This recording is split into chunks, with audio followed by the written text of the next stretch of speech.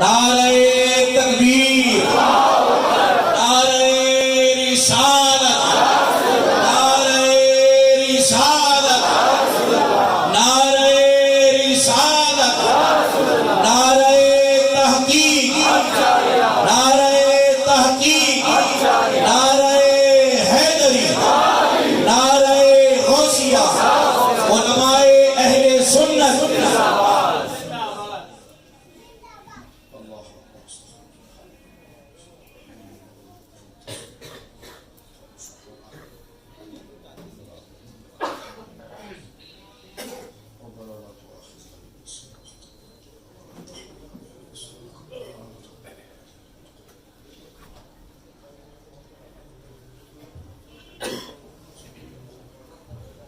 السلام علیکم ورحمۃ اللہ وبرکاتہ۔ وعلیکم السلام ورحمۃ اللہ وبرکاتہ۔ رب اشرح لي صدری ویسر لي امری واحلل عقدۃ من لسانی یفقهوا قولی۔ الحمد للہ المبدئ المعید الغنی الحمید ذی العفو الواسع والعقاب الشدید من هداه فهو سعید السدید ومن أضله فهو البعید الطرید يعلم ما ظهر وما بطن وما خفي وما علن وما كمل وما هجن، والصلاة والسلام على أشرف الأنبياء خاتم النبيين سيد المرسلين شفيع المذنبين سيد الأولين والآخرين سيدنا وحبيبنا نبينا وكريمنا ومولانا محمد صلى الله عليه وسلم عبده ورسوله بالهدى ودين الحق أرسله. أما بعد فأعوذ بالله من الشيطان الرجيم. بسم الله الرحمن الرحيم. يا أيها الذين آمنوا من يرتد منكم عن دينه فسوف يأتي الله بقوم يحبهم ويحبونه أذلة على المؤمنين عزة على الكافرين يجاهدون في سبيل الله ولا يخافون لومة لائم ذلك فضل الله يؤتيه من يشاء والله واسع عليم. آمنت بالله صدق الله العظيم. وقال النبي صلى الله تعالى عليه وسلم ليس من الناس أحد أمن علي من ماله ونفسه، وفي رواية من نفسه وماله من أبي بكر لو كنت متخذا في أمتي خليلا لاتخذت أبا بكر خليلا ولكن أخوة الإسلام سدوا عني في هذا المسجد، سدوا عني كل خوخة في هذا المسجد غير خوخة أبي بكر. رواه البخاري أو كما قال عليه الصلاة والسلام. ببركتهم الله وملائكته يصلون على النبي يا أيها الذين آمنوا صلوا عليه وسلموا تسليما. اللهم صل على سيدنا اللهم صل على سيدنا ومولانا محمد وبارك وسلم صلاة وسلام عليك يا سيدي يا رسول الله. كلهم برسول الله ملتمس غرفا من البحر أو رشفا من الديم منزه شريك في محاسنه فجوهر الحسن فيه غير منقسم. ثم الرضا عن أبي بكر وعن عمر وعن علي وعن عثمان ذي الكرم والحبيب الذي ترجى شفاعته لكل هول من الأحوال مقتحم. مولاي صل وسلم دائما سرمدا على حبيبك خير الخلق كلهم أصدق الصادقين سيد المتقين،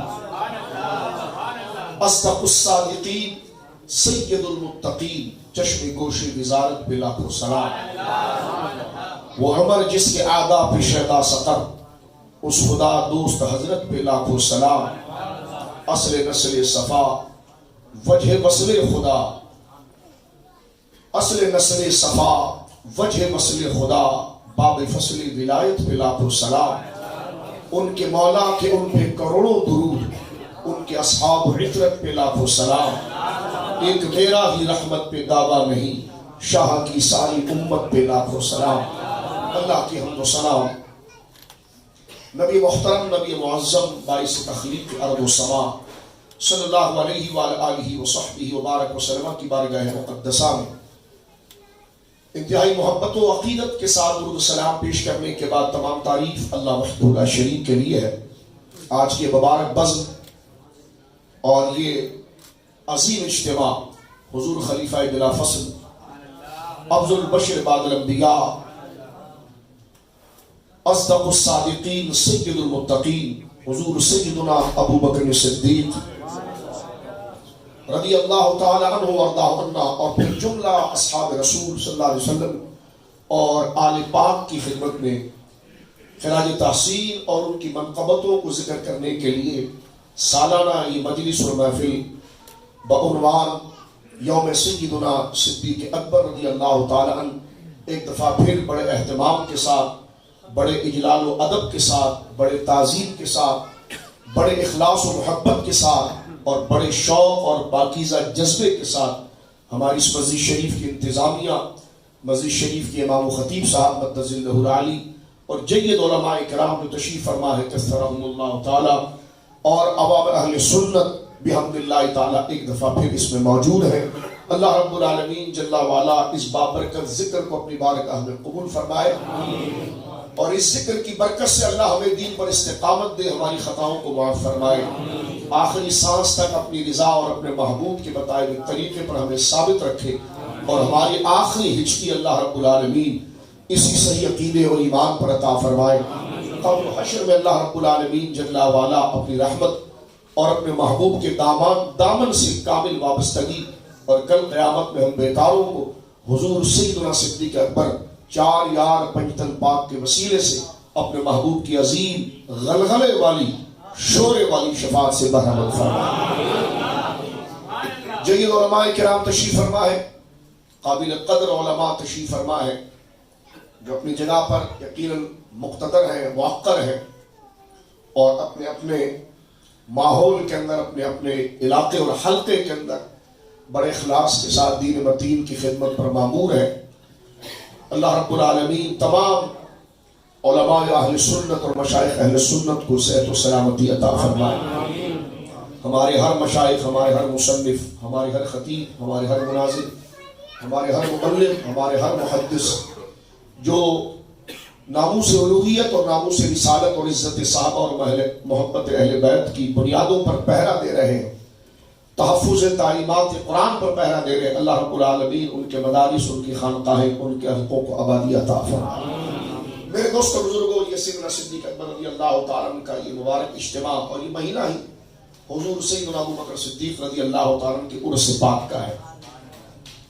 آپ اتنی بابرکت شخصیت ہیں، اور آپ کے کمالات اور جو اللہ اس کے رسول صلی اللہ علیہ وسلم وعز اسمہ کی طرف سے آپ کو جو اکرام اور مرتبے اور منصب آپ کے اخلاص پر جو عطا کیے گئے ہیں، بلا مبالغہ پوری رات میں بیٹھ کر صرف ہم قرآن کی آیتوں کا اجرا کریں تو وقت بہت مختصر ہوگا۔ بڑی بابرکت شخصیت ہے، ظاہر سی بات ہے جب آپ صحابہ کے سردار ہیں، اولیاء کے سردار ہیں، اور آپ کا لقب یہی ہے کہ انبیاء کے بعد اللہ کے پارسا بندوں کا یہ سردار اور سرخیل ہے، تو پھر ہم قطرے کی تعریف کر سکتے ہیں، سمندر کی تعریف ہمارے حق میں کن کن جہتوں سے آپ سمجھ سکتے ہیں کہ حضرت ابو بکر صدیق رضی اللہ عنہ کو مقام حاصل ہے، آپ امامت کا درجہ رکھتے ہیں۔ اور میں سمجھانے کے اپنے سادہ بچوں اور دوستوں سے، اپنے جیسے ایک سادہ فکر رکھنے والوں سے جلدی سمجھانے کے لیے یہ بات میں کر دینا چاہتا ہوں، ہمیشہ گفتگو میں کرتا ہوں تاکہ مقصد کوئی تقریر شور شرابہ علمی غلبہ نہیں ہے، ان کی ذات اور ان کے تعارف سے اپنے دل کو قریب کرنا ہے، جس سے ہم ان کو سمجھ سکیں، جان سکیں، کیونکہ انہی کا تعارف اللہ کے انعام کا ایک برج ہے، ایک پرنالہ ہے جس کے ذریعے سے اللہ کا عرفان اور نور مومنوں کے دلوں کے اندر منتقل ہوتا ہے۔ اس طرح دیکھیے اللہ رب العالمین خالق ہے، اور اللہ کے ماں سوا ہر شے مخلوق ہے۔ مخلوق میں سب سے بلند اور باعزت جماعت انبیاء کی ہے، اور انبیاء کے بعد باعزت جماعت مومنین متقین کی ہے۔ تو اگر ہم مخلوق کے باعزت اور مراد امت یعنی مخلوق میں، تو جن کو مخلوق کہنا سزاوار ہے اور لائق ہے، ان سے مراد وہی ہے جو اللہ کے محبوب ہے۔ جو معاذ اللہ نافرمانی کی طرف چلے جائے، ان کی نسبت اللہ کی طرف کرنا بھی توہین ہے۔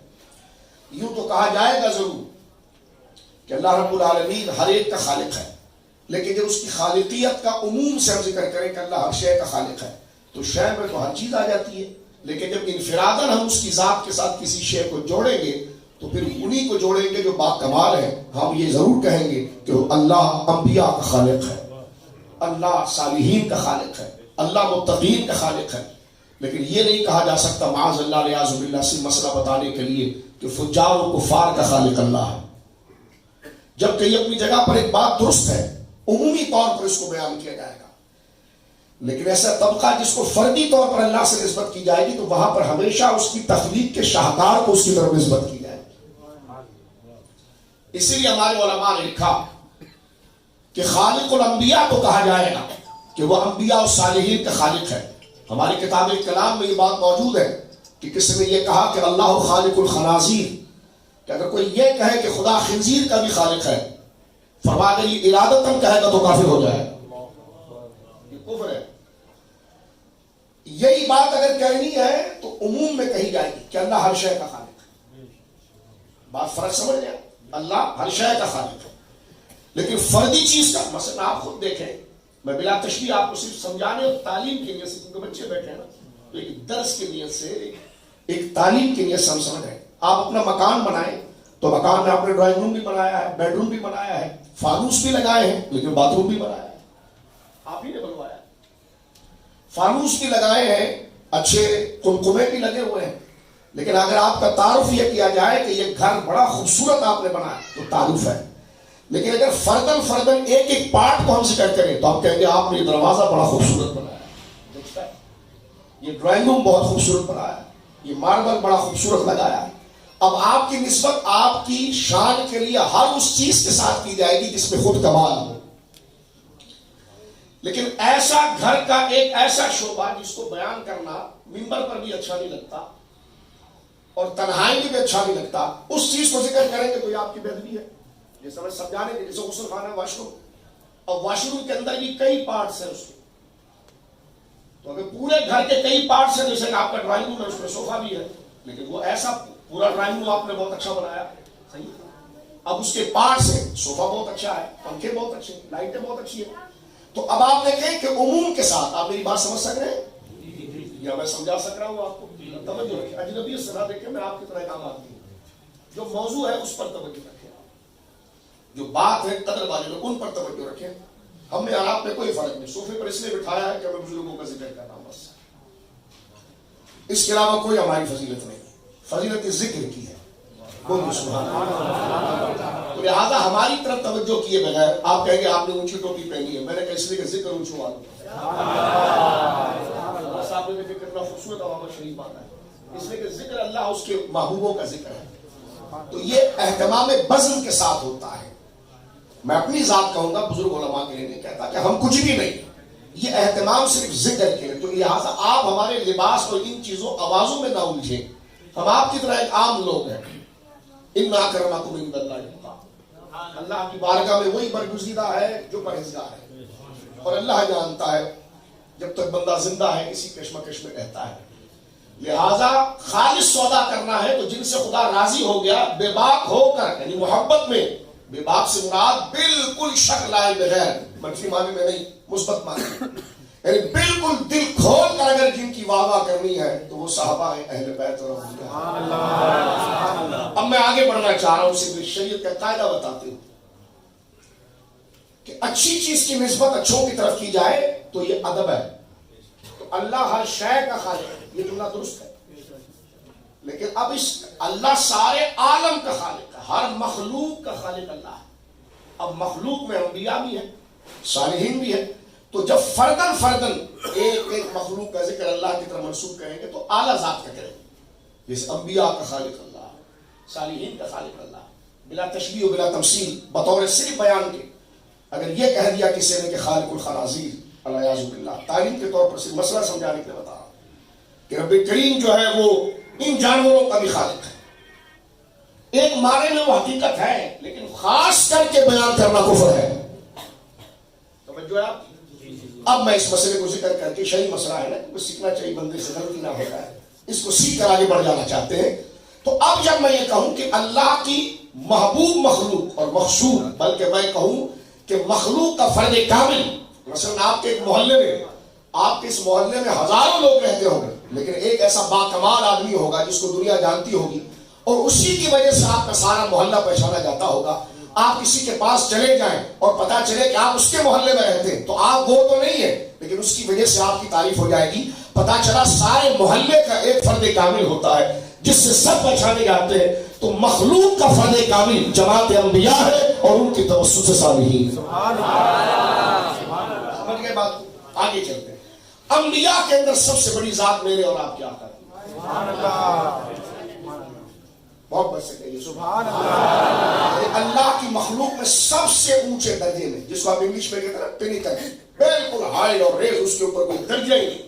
پینیکل بالکل کلائمیکس کا وہ اونچا درجہ کہ جس کے اوپر کوئی درجے کا تصور ہی نہیں ہے. تو مخلوق میں وہ شان و عظمت کا درجہ حضرات انبیاء کو ہے. جتنا مخلوق سے اونچا درجہ انبیاء کا ہے اتنا انبیاء میں نبی ہو کر میرے آقا کا درجہ اوپر. تو اب آپ دیکھیے کہ اگر آپ حضور سید عالم کو سلام کر دیتے ہیں نا تو سارے نبیوں کو سلام ہو جاتا ہے. امام صاحب قبلہ دامت برکاتہ العالیہ تشریف فرما ہے. میں نے ان کے لیے بھی جملے کہے تو میں نے سارے مسجدوں کا حق ادا کر, مسجد کی ساری انتظامیہ کا حق ادا کر, اس محلے کے سارے نمازیوں کا حق ادا کر. کیونکہ ایک ان کا درجہ یہ ہے کہ یہ ایک امام ہے, ایک ایتھارٹی ہے, یہ فرد کامل ہے. امام کی تعریف سارے مقتدی کی تعریف ہے. تو لہذا جیسے امام کی تعریف سارے مقتدی کی تعریف ہے اسی طرح امام الانبیاء کی تعریف سارے نبیوں کی تعریف ہے اور امام الانبیاء کے بعد ابو بکر صدیق کی تعریف ساری امت کی تعریف ہے. اب اس سے صرف آپ اندازہ لگائیے کہ حضرت ابو بکر صدیق کا رتبہ کتنا بڑا ہے کہ تنہا آپ کو سلام پیش کرنا امت کے سارے اربوں خربوں ولیوں کو سلام ہو جاتا ہے, غوث و کتب کو سلام ہو جاتا ہے, اولیاء و صالحین کو سلام ہو جاتا ہے, جملہ صحابہ اور اہل بیت کو سلام ہو جاتا ہے, قیامت تک کے اللہ کے ہر پارسا اور نیک بندے کو سلام ہو جاتا ہے. یعنی یہ اونچا درجہ ہے کہ جس طرح حضور سید عالم جماعت انبیاء کے سرخیل ہے حفظ مراتب کے اعتبار سے, درجہ صالحین جو نبی نہیں ہے لیکن اللہ کے محبوب ضرور ہوئے ہیں نبیوں کی وجہ سے, تو اس جماعت کے جو لوگ ہیں ان کے سردار حضرت ابو بکر صدیق. اسی کو آپ کا غیرت مند امام کائنات کے سب سے بڑے سچوں میں سے ایک سچ کو بیان کرتا ہے. جمعے کے دن کھڑے ہو کر افضل البشر بعد الانبیاء ابو بکر صدیق کہ تمام فرد بشر جن کی بشریت اللہ کی بارگاہ میں واقعی میں گویا کہ واقعی میں استحقاق تعظیم بنتی ہے اور ایسی بشریت جو اللہ کے محبوب بندے قرار پاتے ہیں. افضل البشر بعد الانبیاء میں اس کا ترجمہ یوں کر دوں گا کہ اللہ کے پسندیدہ بندوں میں جو نبیوں کے بعد ہیں ان میں سب سے افضل ابو بکر صدیق. اور یہ بنا بنایا عقیدہ نہیں ہے کوئی یہاں سے خیمہ اٹھایا تو خیمہ وہاں گر گیا, تو یہاں سے اکھاڑا تو تیر وہاں سے نکل گیا. یہ بناوٹی کوئی باتیں نہیں ہے, یہ قرآن ہے. یہ کیا ہے جی؟ وہ بارش بھر کا کہہ رہا تھا کہ قرآن نہیں ملا, تو میں نے کہا واقعی میں تم, کیونکہ قرآن جب ہے تو پھر صحابہ کا دفاع میں قرآن خود کر لیتا ہے. صحابہ سے تمہاری بیزاری ہے, منہ تو تمہارے ایسے غلیظ ہیں کہ میں مسجد میں بھی نہیں ذکر کر سکتا, وہ تو لوگ بندہ دیکھ کر کہیں. اور واقعی میں شیخ سعدی کہتے ہیں کہ بندے کا چہرہ دیکھو نا تو پھر اس کے دل کو پوچھنے کی ضرورت نہیں ہوتی. اور چہرے کا کمال گوری اور کالی چمڑی سے نہیں ہوتا, وہ ایک ایمانی نور سے ہوتا ہے. اس کے لیے جلد کا سفید اور کالا ہونا نہیں, اگر ایمان بھی ہو اور پھر حسن ظاہری بھی ہو تو یہ تو نور نہ نور ہے, لیکن یہ کمال انتخاب نہیں. ابو لہب اپنے چہرے سے بڑا حسین تھا, حضرت بلال کا چہرہ مبارک بظاہر الفاظ سمجھانے کے بطور تعلیم کے شوق کے ضرورت کے آپ کو کہ آپ حبش کے تھے, ہونٹ مبارک آپ کے عام انسانوں کے مقابلے میں تھوڑے موٹے تھے, قد مبارک بظاہر شرف و مقام میں کون ان تک پہنچ سکے, لیکن ایک شخصیت کے تعارف میں تھوڑا پست تھا. چہرے مبارکہ کا رنگ سیاہی مائل تھا, لیکن آپ دیکھیں آپ اگر آج دنیا کا خوبصورت حسین آدمی ہو اور بندہ اس سے کہے کہ آج تو جج رہے اور ابو لہب لگ رہے ہو تو وہ خوش ہوگا ناراض ہوگا؟ کیونکہ ابو لہب کہتے ہیں ماچس جب آپ جلاتے ہیں تو شعلہ نکلتا ہے, فلیم کتنا کرسٹل سا خوبصورت سا گولڈن سا ہوتا ہے, اس کو لہب کہتے ہیں. تو ابو لہب وہ اتنا, اس پر سبحان اللہ کوئی نہیں کہے گا جو میں بات کر رہا ہوں, ٹھیک ہے. اگر سبحان اللہ کہنا بھی تو تعجب کی نیت سے کہنا ہے، تحسین کی نیت سے کہنا ہے، لیکن کہنا ہی نہیں ہے۔ آگے چلیے، تو ابو لہب جو ہے انتہائی خوبصورت تھا، یہ آزمائش کی بات میں کر رہا ہوں، گورا چٹا۔ لہب عربی زبان میں کہتے ہیں آگ کے شعلے کو، وہ آگ کا شعلہ کہ جب آپ دیا جلاتے ہیں تو ایک کرسٹل سا خوبصورت سا گولڈن شیڈ آتا ہے، بندہ اس کو دیکھتا رہتا ہے کہ کتنا حسین ہے، تو یہ لہب اس کو کہتے ہیں، ابو لہب وہ حسن والا، یہ لقب اس کا کنیت اہل عرب نے دی تھی۔ لیکن آج دنیا کے کسی حسین شخص کو کہیں کہ آپ کا چہرہ تو ابو لہب کی طرح ہے، وہ آپ کے گلے پڑ جائے گا، لیکن اس حسین کو کہے تو بلال لگ رہا ہے، تو آپ کے ہاتھ چومے۔ تو یہ میچور ہو جائیں سنیوں، میچور ہو جائیں، میچور ہو جائیں۔ حسن کے لیے چمڑی نہیں دیکھی جاتی، عقیدہ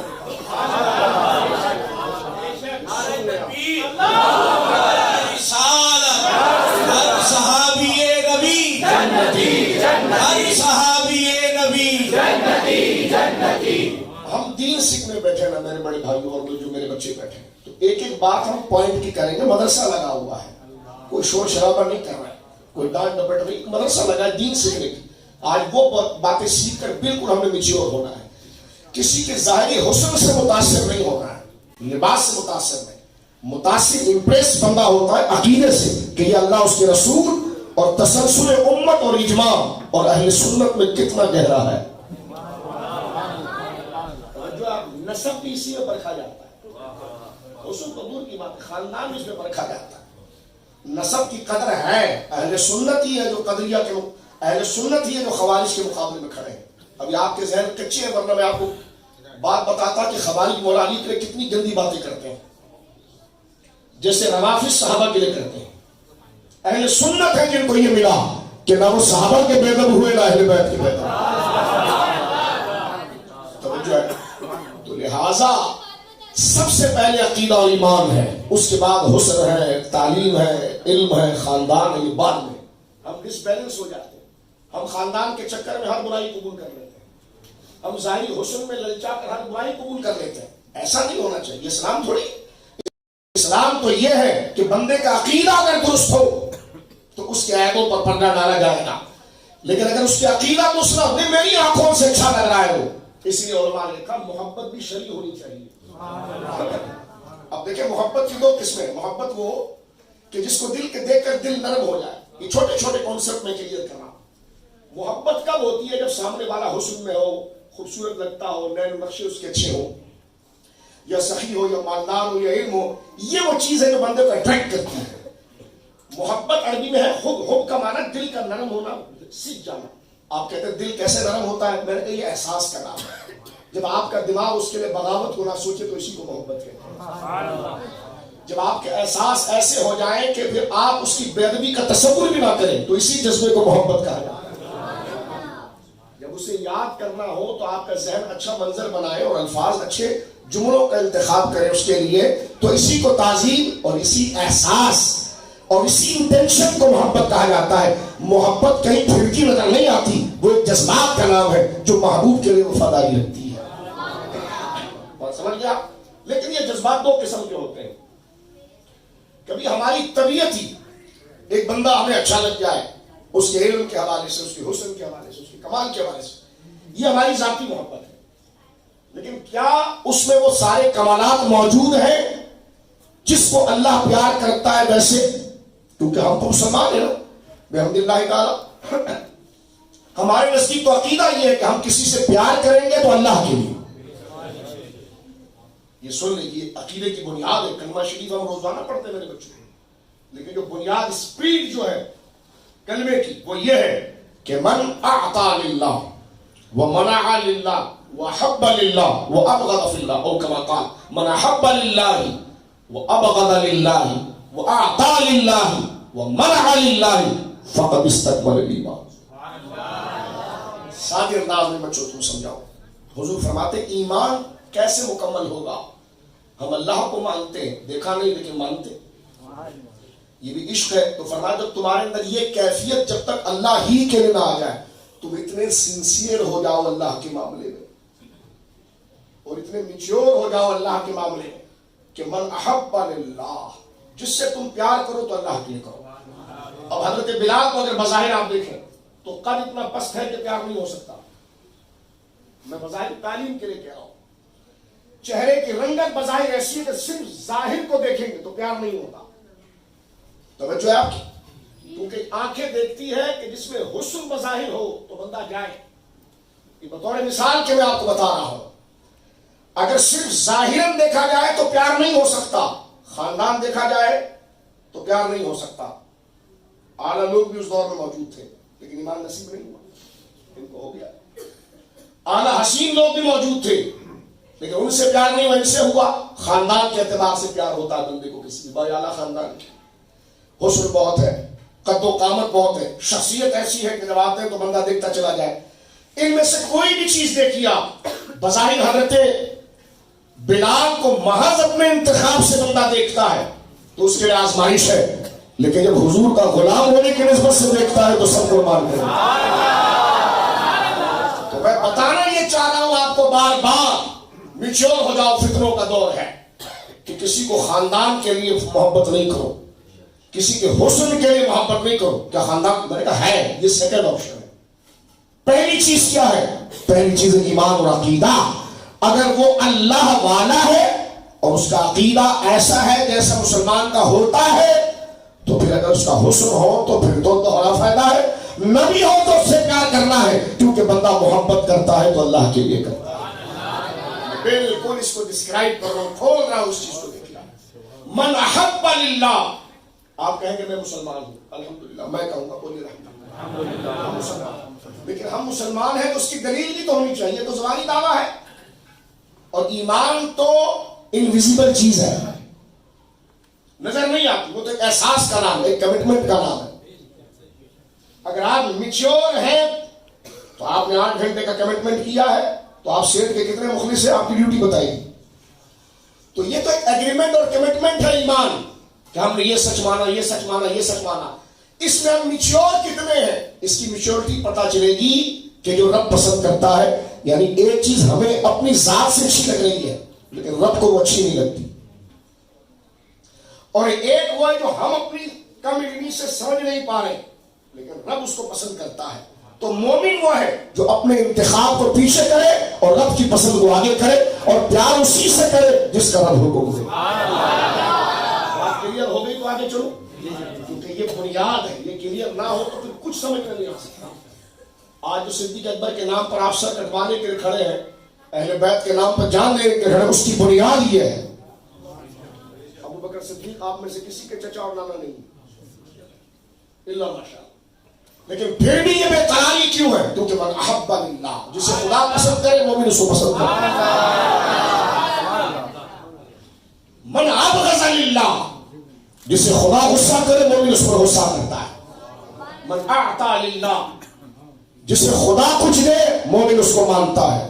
اللہ کے لیے دے, جہاں رب کہے کہ دو تو اس مصرف اس جگہ پر مومن دیتا ہے, اپنی مرضی سے نہیں, اللہ کی مرضی سے. من اعطى للہ وہ منع للہ, کہیں پر وہ چھینتا ہے, رکتا ہے, مڑ کر دیکھتا بھی نہیں, تھوکتا بھی نہیں اس پر, کیونکہ رب نے منع کیا ہے. تو فرمایا جو کسی کو چاہے اللہ کے چاہنے پر, جو کسی سے دشمنی کرے اللہ کی دشمنی پر, جو کسی کو دے اللہ کے کہنے پر, جو کسی سے روکے اللہ کے روکنے پر, اسی کو تو مومن کہتے ہیں.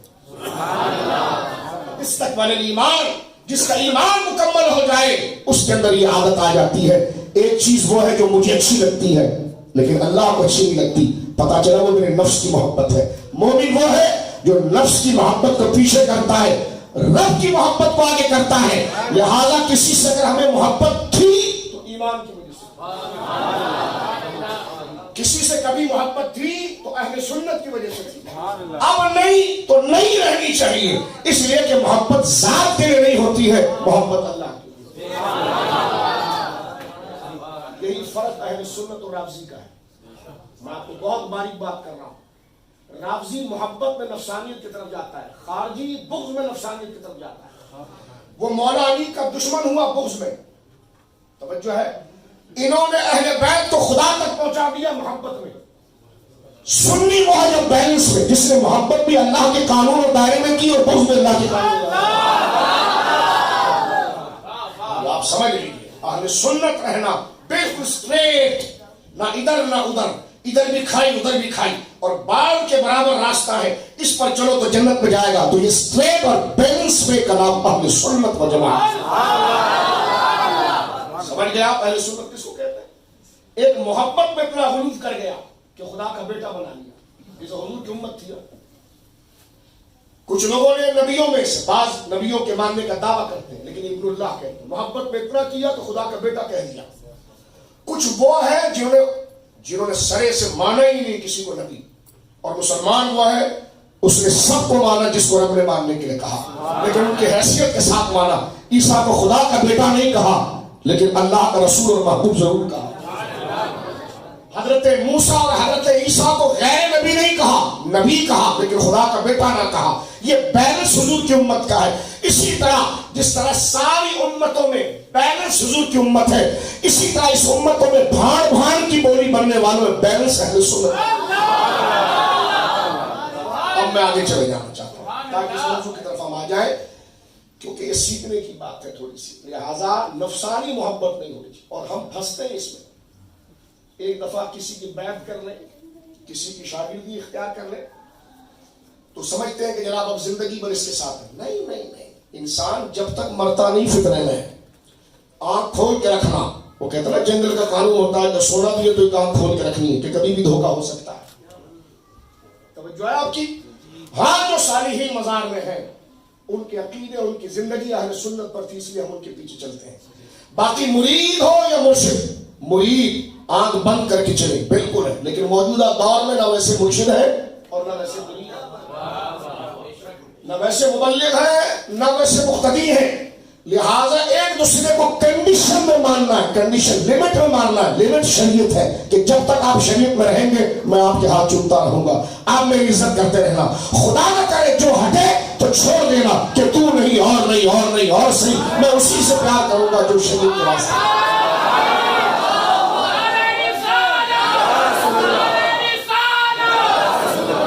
یہاں یوتھ بیٹھی ہے، نوجوان بیٹھے ہیں، نوجوانوں کا ٹھاٹا مارتا سمندر بیٹھا ہے. آپ کی طبیعتوں کے وفاداری اس عمر میں آئی جاتی ہے. عمر جو ہے نا ولی بننے والی عمر، وہ تو 12 سال سے شروع ہوتی ہے 30 سال تک چلتی ہے. اس عمر کو کسی صحیح ٹھکانے والے بندے کا ہاتھ لگا دیا جائے گا تو آپ دیکھیں حضرت تشریف فرمائے داڑھی سفید ہے، اللہ ان کو زندگی دے، تو پھر ایسا کمال نظر آتا ہے کہ بڑھاپا پھر جوانوں سے زیادہ مضبوط ہو جاتا ہے جب اس نے زندگی یہ کسی قلندر کے پاس لگائی ہو، کیونکہ یہ زندگی ہے ہی وفاداری کی. 12 سال سے لے کر 30 سال 32 سال کی عمر ایسی ہوتی ہے کہ احسان دل میں جاگا ہوتا ہے، جذبات ہوتے ہیں، پاکیزگی ہوتی ہے. جس عمر سے جو گزر کر آئے وہ ذرا غور کرے، اور جو نہیں گزرے وہ غور کرے، اور جو گزر رہے وہ اس کی قدر کرے. یہ 12 سال سے لے کر 30 سال تک کی عمر ایسی ہے جس میں خدمت کا جذبہ بہت ہوتا ہے، کسی کے ہونے کی جذبہ بہت ہوتا ہے، کسی کے کام آ جانا جذبہ بہت ہوتا ہے، وفاداری کا جذبہ بہت ہوتا ہے. اتنا نرم لوہا ہوتا ہے کہیں یہ مولڈ کر دیں، 30 سال کے بعد وہ سخت ہوتا چلا جاتا ہے، پھر مولڈ کرنا مشکل ہے. یہ عمر اگر وفاداروں کے ساتھ لگ جائے نا تو پھر بندہ 100 سال کے بعد بھی قبر میں جائے تو قبر میں بھی زندہ ہے. یہ باتیں اس لیے میں نے آپ سے کی کہ ربنا لا تؤاخذنا ان نسینا واخطأنا ربنا ولا تحمل علينا اصرا كما حملته على الذين من قبلنا. لہذا اس عمر میں اس بات کو دیکھیں، ہر چیز کو پرکھیں اہل سنت کے نظریے پر. آپ اعلیٰ خاندان کے لائق قدر ہے، حضور آپ خادم ہے غلام، آپ بہت بڑے عالم ہیں لائق قدر ہے غلام، آپ بہت بڑے شیخ ہیں لائق قدر ہے، لیکن مجھے پسند آ رہے اس لیے نہیں، آپ اللہ کے دین پر اس لیے. آپ اللہ کے دین پر ہیں اس لیے. جس دن سنیت کے خلاف بات کی نا تو گاربیج باکس میں پھینکیں گے، سر پر بٹھائیں گے جب تک غوث پاک کے راستے پر رہو گے، داتا صاحب کے راستے پر رہو گے، شیخ عبدالحق صاحب کے راستے پر رہو گے، مجدد الفسانی کے راستے پر رہو گے، امام احمد رضا کے راستے پر رہو گے، تاجدار گولا کے راستے پر رہو گے. جب تک ان پر راستے پر رہو گے ہمارے ماتھے کا جھومر بھرو گے.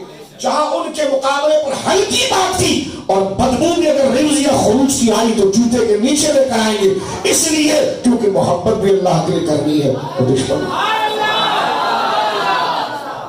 بات بہت بڑی کہ اللہ ہمیں کبر سے بچائے، اللہ ہمیں ریاکاری سے بچائے، انانیت سے بچائے.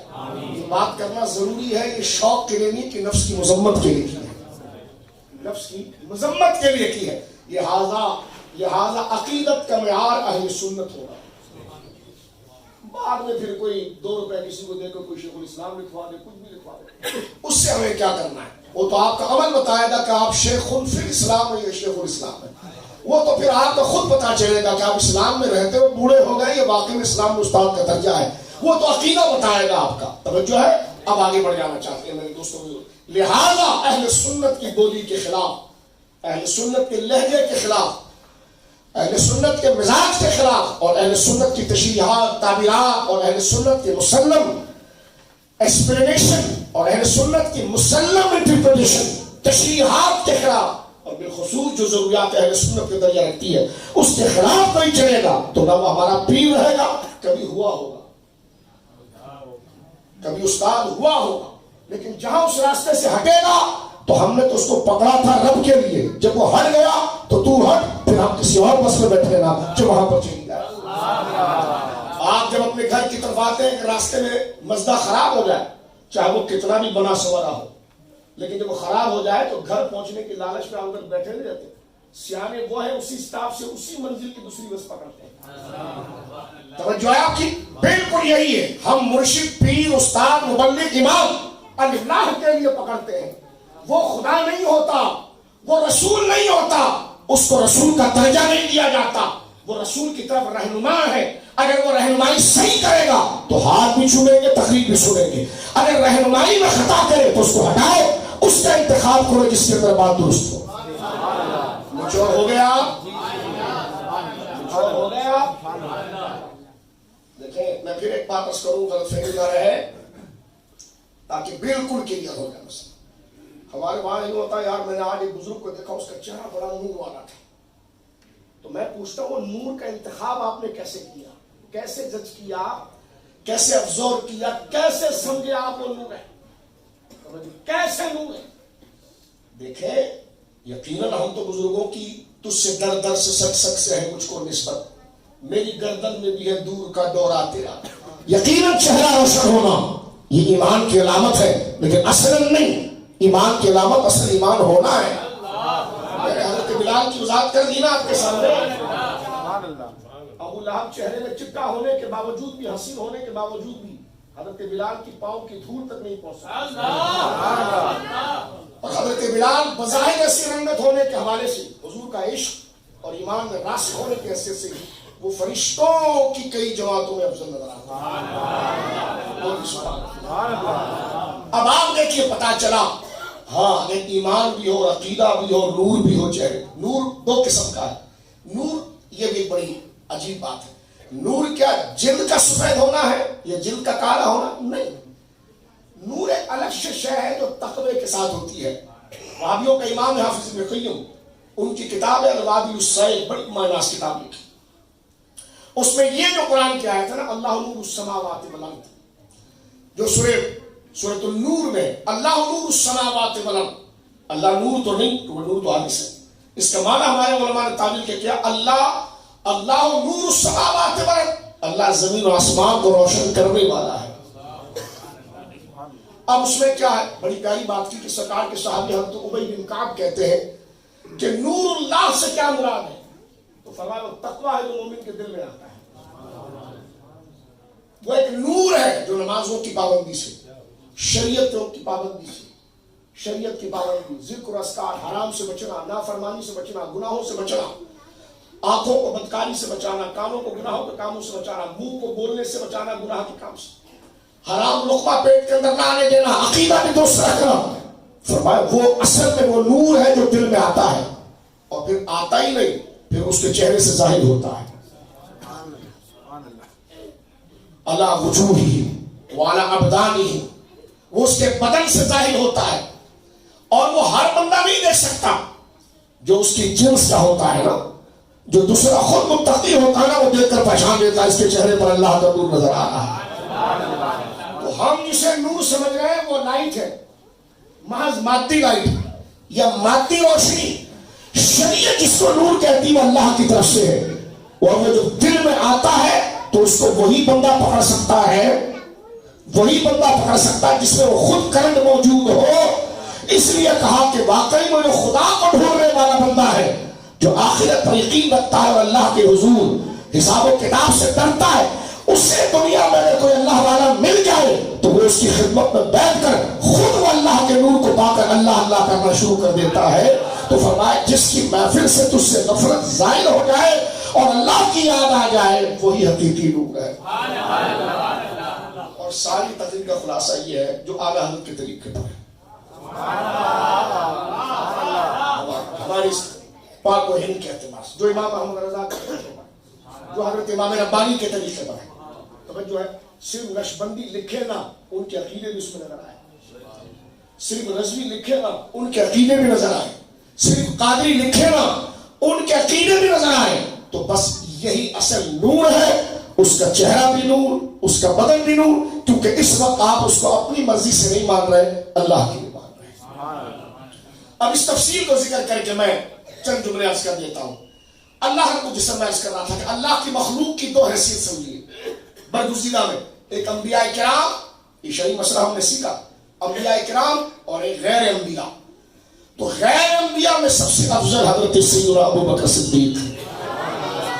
قرآن کریم کا اگر آپ مطالعہ کریں تو حیران ہو کر رہ جائیں، ایک نہیں درجنوں آیات حضرت سیدنا ابو بکر صدیق رضی اللہ تعالیٰ عنہ کی کمال علم اور شان جلالت پر بیان کرتی۔ حضرت ابو بکر صدیق وہ عظیم ہستی ہے جو فطرتی مومن ہے۔ آپ کی پیشانی کبھی کسی بت کے آگے نہیں جھکی۔ زمانے جاہلیت میں بھی سرکار مولانا مرتضیٰ شیر خدا رضی اللہ تعالیٰ ہم اہل سنت ہیں، ہمارے نزدیک صحابہ اور اہل بیت کا ذکر ملا کر ہوتا ہے۔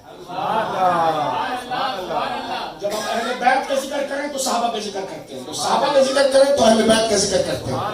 بلکہ ہمارے وہاں خوبی تو یہ بھی جب آل کہتے ہیں تو دونوں کو مراد لیتے ہیں، اور جب اصحاب بھی کہتے ہیں تو دونوں کو مراد لیتے ہیں۔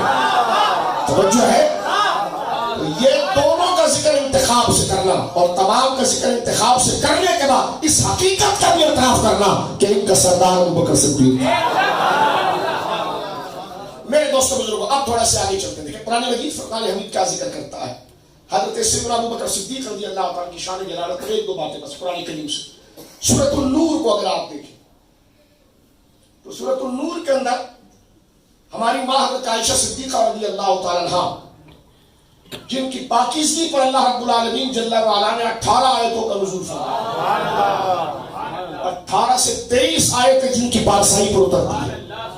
دشمنان رسول اور دین سے دشمنی کرنے والے حضور کی نسبتوں کی توہین کرنا چاہتے تھے، اور ایسا الزام اور ایسا عیب معاذ اللہ اپنے ذوم فاسد میں، اپنے گندے گمان میں حضور کی طرف منسوخ کرنا چاہتے تھے کہ جس سے لوگ بدزن ہو کر حضور سے دور ہو جائیں، قریب نہ آئیں۔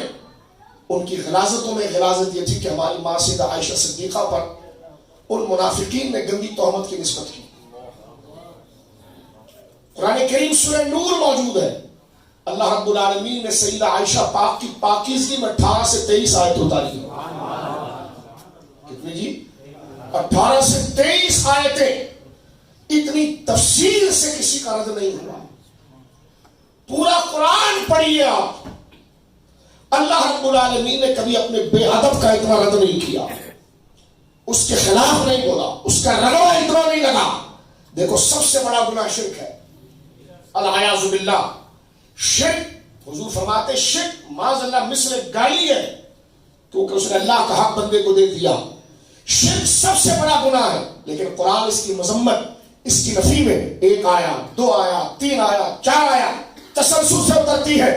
لیکن سیدہ جو رب کا نافرمان ہے سب سے بڑا، اس کے رگ میں تو 3 یا 4 آیتیں اترتی ہیں، لیکن جو محبوب کی محبوبہ کا نافرمان ہے اس کے رگ میں خدا 18 سے 23 آیتیں۔ پورا قرآن آپ پڑھ کے دیکھ لیجئے، اتنی مذمت، اتنی برائی کسی کی بیان نہیں ہوئی ہے جتنی برائی حضرت عائشہ صدیقہ کی کہ رضی اللہ تعالیٰ عنہ کے بے ادب کی ہوئی ہے۔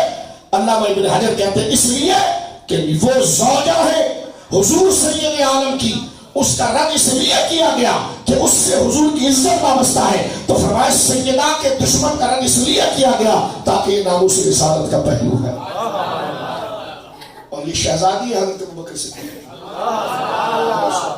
اس اعتبار سے کائنات میں سب باپ کو بتاؤ جس کی بیٹی ہے، چہتوں سے اگر آپ فضیلت دیکھیں بحیثیت باپ کے حضرت ابوبکر کو دیکھیں تو کائنات میں ایسا کوئی باپ نہیں غیر انبیاء کہ جس کو خدا نے ایسی اولاد دی ہو جس کی بیٹی کی پارسائی کو بیان خدا کرے. غیر انبیاء کی بات میں کر رہا ہوں. اب درجہ صحابہ میں آپ اٹھائیں کسی ایک کی بھی شاہ عزت والی گھر والی تمام ہماری ماں اور بیٹیوں کی شانیں ان کے قدموں پر قربان. لیکن میں کیونکہ مفہوم مخالف نہ لیا جائے حاصل ایسی خوشیانہ بلی کی طرح کھمبا نوچتا ہے. ہم کہہ رہے ہیں غیر انبیاء میں دربار صحابہ میں کوئی ایسا باپ بتائیے کہ جس کی بیٹی حضرت عائشہ کے رتبے کو پہنچتی ہو کہ جس اس جہد میں کہ جن کی تطہیر 8 سے 23 آیتوں کے اندر کی گئی ہے وہ بیٹی عائشہ ہے رضی اللہ تعالیٰ عنہا تو باپ ابوبکر صدیق. اب سنیے میرے دوستوں لوگ ایسی جو ہے کہ وہ بغیر تحقیق میں اللہ صاحب بھیڑ کی چال بھی چلتے ہیں. ایک نے آواز لگائی یہ بھی غلط بات ہے. دیکھیں میں نے شریعت کا قانون بتایا لیکن کسی سے نفرت ہوگی تو ایسے نہیں پہلے تحقیق کرو گے کہ اس نے واقعی میں غلط بات کی ہے کیونکہ آپ اب اس سے شرعی بغض رکھنے میں جا رہے ہیں. تو جب شرعی بغض کی طرف جا رہے ہیں تو پہلے دیکھو واقعی میں شرعی قصور ہے. اگر شرعی قصور نہ ہوا اور آپ نے شرعی بغض رکھ لیا تو آپ گناہ کبیرہ کر رہے ہیں. تو میں نے جو چھوڑنے کی بات کی ہے وہ ان کے لیے جس میں دلائل متحقق ہو جائیں اور حجت قائم ہو جائے جناب آپ سے غلطی ہوئی آپ رجوع کریں اور پھر نہ کریں تو پھر حال کیا ہے یہ شرعی بغض لازم آ گیا. لیکن اگر تحقیق نہ ہو تو بغیر تحقیق کی تو اجازت بھی نہیں ہے. توجہ ہے شواہد جب سامنے آ جائے حضرت مولانا مرتضیٰ کو حضور سے نے یمن کا گورنر بنایا تھا بڑی چھوٹی عمر میں. جب جانے لگے تو حضور سے قضاء کا مسئلہ سیکھا جسٹس کا مسئلہ کہ عدالت میں فیصلہ کیسے کروں گا تو حضور نے ایک ہی نصیحت کی تھی کہ کسی کی بات ایک جانب سے نہ سننا. جب تیرے سامنے کوئی بات آ جاؤ یہ واقعی بڑا قیمتی بات ہے میرا مثلا مجھے اگر کوئی کہے کہ آپ نے یہ کہا ہے تو فرمایا کہ اگر تیرے پاس اگر کوئی مسئلہ لے کر آئے مثلا یہ دوست مسئلہ لے کر آئے کہ اس بچے نے کچھ کیا ہے تو میں اس کی بات کو قبول کروں گا لیکن اس سے نہیں پوچھوں گا کیونکہ فیصلہ میں نے کرنا ہے. تو حضرت مولانا مرتضیٰ کو حضور نے فرمایا کہ جب فیصلہ تیرے پاس آئے تو دونوں کی بات سننا. اور آپ آزما لیجیے آپ کی زندگی کے تجربہ ہم شرمندہ اسی وقت ہوتے ہیں جب ایک کی بات سنتے ہیں اور جب بات دوسرے کے سامنے آتی تو بندہ ہاتھ مانگتا ہے میرے سے بہت بڑی غلطی ہو گئی. تو اس شرمندگی سے بچنے کے لیے عدل کا تقاضا یہ کہ بات دونوں کی سننی ہے. بات سمجھ میں آ رہی ہے بات دونوں کی سننی. اب ہوا یہ کہ حضرت عائشہ صدیقہ پاک رضی اللہ تعالیٰ عنہ کے خلاف سیدہ زہرا پاک بھی پاک ہے اور عائشہ پاک بھی پاک ہے. یہ تو نہیں ہو سکتا نا کہ حضرت عائشہ پاک والی آیت پڑھے اور پھر سیدہ زہرا پاک پر کرے اور حضرت عائشہ پاک کا نام نہ لے. اور یہ بھی نہیں ہو سکتا کہ سیدہ زہرا پاک کی بات کرے اور اس میں جناب ذکر حضرت عائشہ پاک کے لیے کر لے اور زہرا پاک کا نہ کرے. سنی تو بھی ایسا کیونکہ ان میں وہ دونوں کا غلام ہے. ان کی تعریف کرے تب بھی اس کا ایمان ہے ان کی تعریف کرے. اب ذرا جلدی سے آگے چلے. حضرت عائشہ صدیقہ پر ہمارے آقا کی زوجہ محترمہ پر جب منافقین باطن نے جب غلط تہمت لگائی تو حضرت سیدنا ابوبکر صدیق کے رشتہ دار تھے حضرت مستح وہ بھی اس بہکاوے میں آ گئے اور انہوں نے بھی وہ کلمات ریز کر دیے جو دشمنوں نے کی. سنا منا کچھ بھی نہیں کوئی تحقیق نہیں کی. یہ میرے اور آپ کے لیے عبرت ہے. یہ بات جب حضرت ابوبکر کو پتہ چلی تو بہت دکھ ہوا کیونکہ جناب مستح کو انہوں نے بچپن سے پالا تھا اپنے گھر میں. ابھی میں اس کو سمجھیا بچپن سے پالا تھا اور ان کی خدمت ان کے خیر خواہی سب آپ کرتے تھے. آپ کو سب سے زیادہ دکھ مستح کا ہوا. کہا یہ سارے تو نبی کے دشمن تھے انہوں نے تو بکواس کی ہے لیکن تو میرے گھر میں پڑا ہے میرے بچوں کی طرح تو ہے تو میرے خاندان کو جانتا ہے میری بیٹی میرے بچوں کو جانتا ہے تو کیا قریب ہے رسپیکٹ سے رہنا تعظیم سے رہنا. وہ ازواج امہاتہم اور ان کی بیویاں تمہاری مائیں ہیں یہ قرآن نے ذکر کیا. سرکار عام باپ بھی اپنی بیٹی کے بارے میں ہلکا جملہ سنے تو اسے غصہ آ جاتا ہے لیکن پتا چلے کہ میرے گھر کا بندہ بھی دشمنوں کے ساتھ ہے تو اس کا تو کلیجہ پھٹ جائے کہ یہ بھی دن دیکھنے تھے. کہ جو مجھے جانتا ہے میرے بچوں کو جانتا ہے، ویسے تو بات کے سنے، حضرت ابو بکر کو تو دوہرا غم تھا کہ مستہ میرے بچوں کی طرح ہے، میرے گھر کی شرافت اس کے سامنے واضح ہے، اس نے تو ان تہمت لگانے والوں میں شامل بھی ہوا اور پھر اس نے یہ بھی حیا نہیں کی کہ یہ نبی کی زوجہ ہے۔ تو حضرت سیدنا ابو بکر کے لیے تو دوہرا امتحان تھا، آپ کرتے کیا نہ کرتے، آپ نے غصے میں قسم اٹھائی کہ رب کعبہ کی قسم، خدا کی قسم، اب اگر مستہ مرتا بھی ہوگا میں 1 ٹکا اس کو نہیں دوں گا، اس کے منہ میں پانی تک نہیں ڈالوں گا، ہے تو یہ بھکاری اور غریب، لیکن اب اگر یہ 1 روپیہ بھی مجھ سے مانگنے کے لیے آیا، کر تو میں کچھ نہیں سکتا، لیکن اس دکھ کے بعد میں اس کو منہ لگانا تو درکنار، ایک چمنی میں اس کے ہاتھ میں نہیں دوں گا۔ غصہ بنتا تھا، اتنے بڑے دکھ پر یہ جملے تو بنتے تھے بھائی، بات سمجھ گئے نہیں سمجھ گئے آپ؟ اتنے بڑے دکھ اور تکلیف کے بعد اگلا تو گردن اتار دے یار، لیکن یہ جملے تو فطری بنتے بھی ہیں کہ تجھے میں خرچہ دیتا ہوں، بچپن سے پالا، اب بھی تیرا جیب خرچہ میں دیتا ہوں، اور تیری دوائی اور زندگی کا سہارا میں بنتا ہوں، اور تو نے میری بیٹی، لحاظ تو نے میرا بھی نہیں کیا، بیٹی کا بھی نہیں کیا، جانتا بھی سب کچھ تھا، تجھے اتنی بھی حیا نہیں آئی کہ دیکھو نبی پاک صلی اللہ علیہ وسلم کی زوجہ ہے، وہ سارا دین اس سے وابستہ ہے، اور الزام لگانے والے سامنے منافق ہے۔ تو حضرت ابو بکر نے کہا اب یہ جب مر بھی رہا ہوگا نا تو 1 چمنی بھی نہیں دوں گا، 1 درہم بھی نہیں دوں گا۔ تو بات تو بنتی تھی نا، لیکن رب نے کہا نہیں ابو بکر تیرے منہ سے یہ جملے اچھے نہیں لگتے۔ دیکھو معاف کرنے والا آپ خدا نہ کرے آپ کا کبھی ایسا معاملہ ہو جو کمزور آدمی کسی کو معاف کر ہی نہیں سکتا، یہ میں آپ کو بتا دوں، یہ نفسیات ہے، دشمن سامنے ہو اور آپ کو اختیار ہو کہ اس کی گردن دبوچ دیا اور کوئی آپ کو پوچھ بھی نہ سکے اور اس نے زخم بھی ایسا دیا ہو، آج تو بندہ صرف اگر سلام علیکم کو وعلیکم السلام نہ کہے تو اس کو نہیں معاف کرتا، تو جتنے اتنے صدمے دینی اور ذات کے دیے اس کو کون معاف کر سکتا ہے؟ تو معاف کرنے والے سے بڑا بہادر کوئی نہیں ہوتا، آپ آزما کے دیکھ لیجیے۔ بزدل کمزور آدمی کبھی کسی کو معاف نہیں کر سکتا، میں کہتا ہوں معاف کرنے والوں میں اگر کوئی آیا ہے نا تو وہ جناب محمد رسول اللہ ہے، اور محمد رسول اللہ کے بعد اگر کسی معافی کے چرچے قرآن میں آئے ہیں نا تو وہ ابو بکر صدیق ہے۔ اس سے ابو بکر کا حوصلہ آپ دیکھنا، برداشت آپ میں دیکھنا، قسم کھائی مستہ میں تجھے مر بھی جائے گا 1 روپیہ نہیں دوں گا، اور اللہ کی قسم ہے، شریک قسم اٹھا لیا، اللہ کی قسم ہے۔ ادھر سورہ نور کی آیت نازل ہو گئی وَلَا يَأْتَلِ أُولِي الْفَضْلِ مِنْكُمْ وَالسَّعَةِ، اگر ٹھہر کے سننا اس آیت، اللہ کہتا ابو بکر تیرے جیسا بھی فضل والا کبھی ایسے مسئلے پہ قسم اٹھا رہا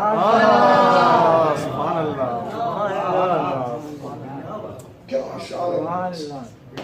خدا ان کو ناز سے بات کر رہا ہے، ابو بکر تیرے جیسا بڑا آدمی اور اس مسئلے پر قسم، اس مسئلے سے بڑا مسئلہ تھا کیا؟ میں بیٹی والے باپوں سے پوچھنا چاہتا ہوں، میں عزت دار بھائی سے پوچھنا چاہتا ہوں، میں غیرت مند جوان سے پوچھنا چاہتا ہوں، اس سے بڑا بھی کوئی مسئلہ ہوگا؟ اور پھر ادھر سے نسبت رسول اللہ کی، اور ابو بکر صدیق اتنے فدا ہے حضور پر کہ انہیں اپنی بیٹی کا کوئی احساس نہیں، احسان حضور کی محبوبہ ہونے کا ہے، اس لیے وہ بار بار حضرت سیدنا ابو بکر شبلی غوث اعظم کے دادا پیر کہتے ہیں، داتا صاحب نے لکھا میرے آقا حضور شیخ الاسلام امام حسن مجتبیٰ کا بیٹا میرا آقا اور پاکستان کا فخر حضور سیدنا علی بن عثمان حجویری دل کے بخشے فیض عالم مظہر نور خدا ناقصارا میر کامل کامل آلہ رہنما سرکار سیدنا سید السادات اولاد فاطمہ الزہرا سیدنا شیخ الاسلام علی بن عثمان الحجویری المعروف داتا کے بخشی حجویری اپنی مبارک مقدس کتاب امام اہل سنت یا کشف المحجوب شریف میں لکھتے ہیں کہ کسی نے غوث پاک کے دادا بھی سیدنا شیخ الطائفہ ابو بکر شبلی سے پوچھا مال کی زکوٰۃ کتنی ہوتی ہے؟ دادا صاحب لکھتے ہیں مال کی زکوٰۃ بولو نا، آپ نے فرمایا فقہ کا نصاب یا عشق کا نصاب؟ ابو بکر شبلی رضی اللہ تعالیٰ یہ شیخ الطائفہ میں سے ہے، غوث پاک کے دادا پردادا پیروں میں سے ہے. فرمایا تو مجھ سے پوچھتا ہے، بھائی زکوٰۃ پیسے میں دیتے ہیں نا، سال پورا ہو جائے نصاب کے مطابق، تو آپ سے پوچھا خادم نے زکوٰۃ کتنے پیسے پر ہوگی؟ آپ نے فرمایا فقہ کا پیمانہ یا عشق کا پیمانہ؟ اس نے کہا دونوں بتا دیں. فرمایا فقہ کا پیمانہ ہے، مال پر جب سال گھوم جائے تو 2.5% دیں گے آپ، لاکھ پر 2.500، لاکھ پر 2.500، کل مال کا 2.5% دیں گے. یہ ہے فقہ کا نصاب. اس نے کہا عشق کا نصاب کیا ہے؟ قسم دے دیں.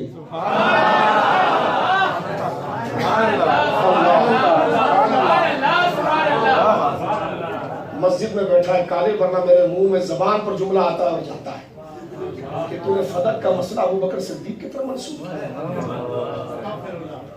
تم تو غلاظت میں چمنی گرے ہو نا، تو تم جیسے داڑھی منڈے ذاکر وہ منہ غلاظت میں جا کے چمنی بھی اٹھاؤ. تم تو اس قدر غلیظ اور مردود ہو. اب کیا جملہ کہوں؟ تم ابو بکر کی شرافت کو کہاں جان سکتے ہو؟ خنزیر کیا جانے کہ بکری کے دودھ میں کتنی پاکیزگی ہے. الطیبات للطیبین والطیبون للطیبات الخبیثات للخبیثین والخبیثون للخبیثات. نعرہ تکبیر، نعرہ رسالت، نعرہ رسالت، نعرہ تحقیق، نعرہ حیدری. سورہ نور میں اللہ فرماتا ہے الطیبات للطیبین. کیسا آپ کا چہرہ کھل رہا ہے پنجتن پاک اور چار یاروں کی محبت میں، تو اللہ فرماتا ہے پاک لوگوں کے لیے پاک مزاج.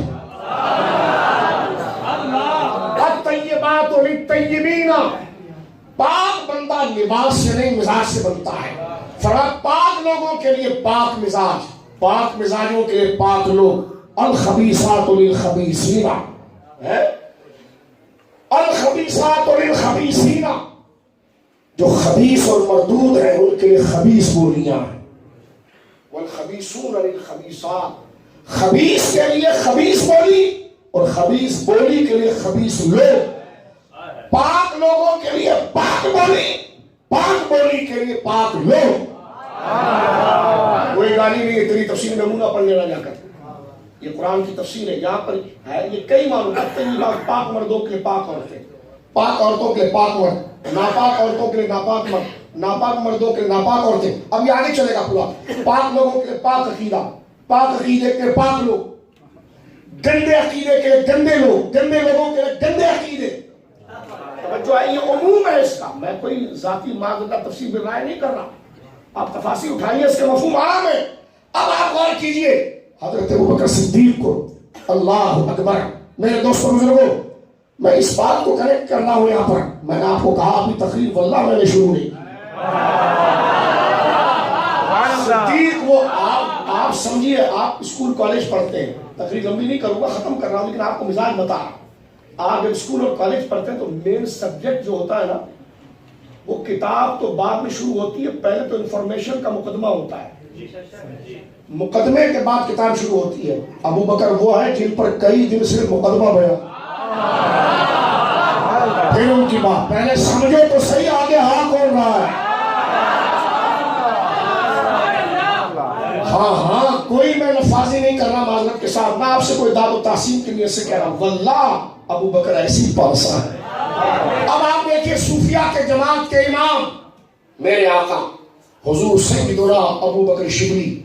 آج کل کے سارے صوفی مرشد مل کر ان کی جوتی کی دھول نہیں بن سکتے، اور وہ خود کہتے ہیں میں ابو بکر کی جوتی کی دھول بھی نہیں.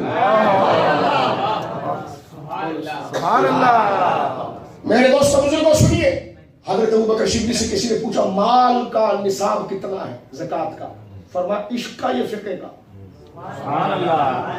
عشق کا یا فقہ کا؟ بات سے لذت بھی لیجیے، لیکن لذت نفسانی ایمانی لیجیے اور اس کو یاد کیجیے. میں بھی اسی نیت سے انما الاعمال بالنیات کوشش کر رہا ہوں کہ ذات و تحسین کی نیت سے نہیں، اللہ کو راضی کرنے کے لیے اللہ والوں میں اللہ والا ابو بکر کی شان کی. فرمایا تو مجھ سے پوچھتا ہے کہ مال کی زکات، زکات تو فرض ہے. فرمایا کتنا دیا جائے گا؟ فرمایا فقہ کی زکات یا عشق کی زکات؟ فرمایا دونوں کا نصاب پیمانہ بتائیں. فرمایا فقہ کی زکات یہ کہ سارے مال کا 2.5%، فرمایا عشق زکات کا سارا مال دے دو، کہ اس کی دلیل کہ ابو بکر کا عمل ہے۔ سبحان اللہ، سبحان اللہ۔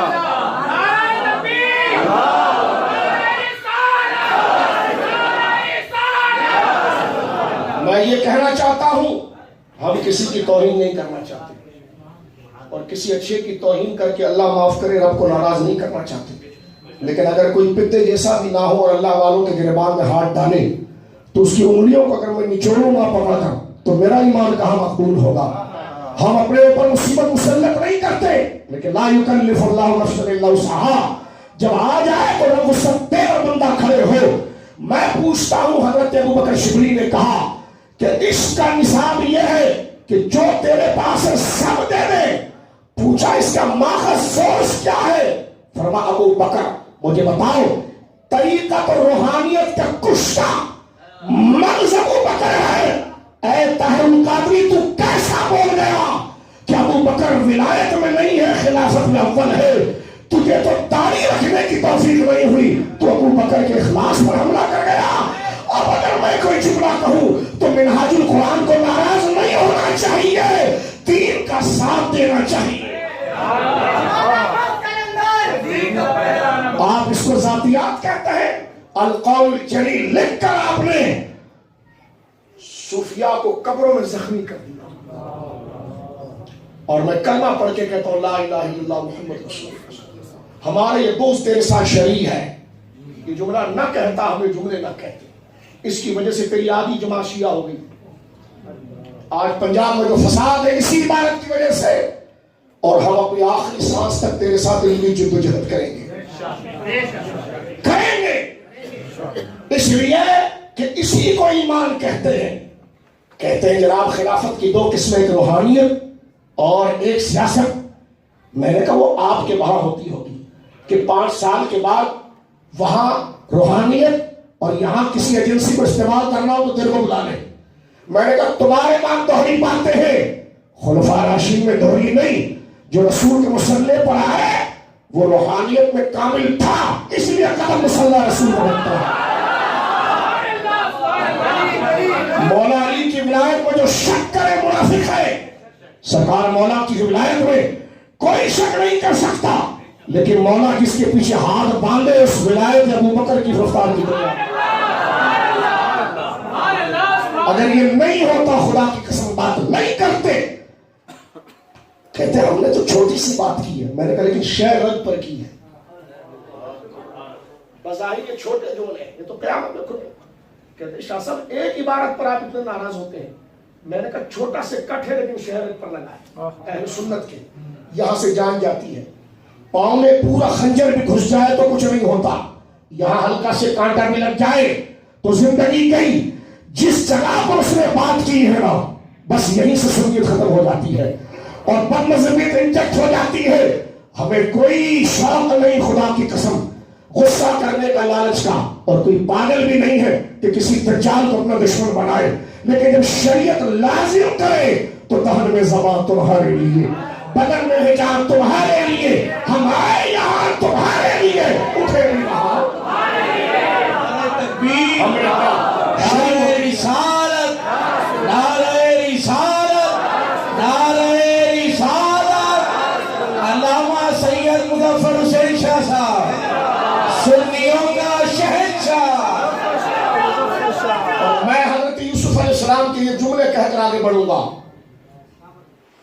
کہ جو آپ کے بارے میں قرآن مجید کے اندر موجود ہے، واللہ المستعان علی ما تصفون۔ اللہ ہمارا مددگار ہے جو تم بد بات ہم پر منسوخ کرتے ہو۔ تم کہتے ہو ہمارے خلاف بولا، ہم نے کہا تمہارے خلاف بولنا ہم گناہ سمجھتے ہیں اگر تم میں اب نہ ہو، لیکن تو نے حضرت ابو بکر کے گریبان تک ہاتھ ڈالا۔ اگر اب میں تیری طرف آنکھ کو نہ چڑھاؤں تو میں رسول اللہ کے جوتوں کو نہیں چوم سکتا۔ تم نے یہ بات کیوں کی؟ اور آج بھی مسئلہ ختم ہو سکتا ہے۔ ایک دفعہ مائک پر آ کر اس کی وضاحت کروں۔ ہمیں ڈر یہ ہے کہ جو تمہاری تقریر سے لوگ مس یوز ہوئے ہیں اور اہل سنت آدھے سے زیادہ کٹ کر مسئلہ افضلیت میں راضیت کی طرف گئی. اللہ کی قسم ہے ہمیں پیسے مال اور وزٹ کی ضرورت نہیں، دل چھلنے اس غم سے ہے کہ ظالم تو نے حضور کی امت کو اتنا نقصان پہنچا دیا ہے، اور اہل سنت کی ریڑھ کی ہڈی پر تو نے وار کیا. اگر یہ غلط ہے میں رجوع کرنے تیار ہوں، سامنے آ کر بات کریں کہ تیرا عقیدہ افضلیت کا ہی ہے، اور جو افضلیت کا انکار کر دے وہ سنی نہیں ہے. خدا کی قسم کھڑے ہو کر سب کے سامنے معافی مانگوں گا. اور اگر نہیں تو یہ مسئلہ عقیدہ کا قیامت تک بولتے ہیں، جب تک جان رہے گی بولتے نہیں. یہی میں شروع سے آپ کو بتانا تھا، ذاتی محبت اللہ کی.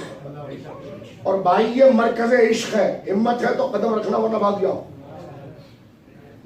اب آپ دیکھیے یہاں پر حضرت ابوبکر صدیق نے کہا تھا عشق کا نصاب کیا ہے؟ سب دے دینا. کیا ہے جی؟ سب دے دینا. کہاں سے لیا؟ ابوبکر صدیق سے لیا. اب ذرا جلدی سے یہ بات کو سمجھتے ہیں. حضرت ابوبکر صدیق نے مسئلہ سے کیا کہا؟ تو مر بھی رہا ہوگا ایک درہم نہیں دوں گا.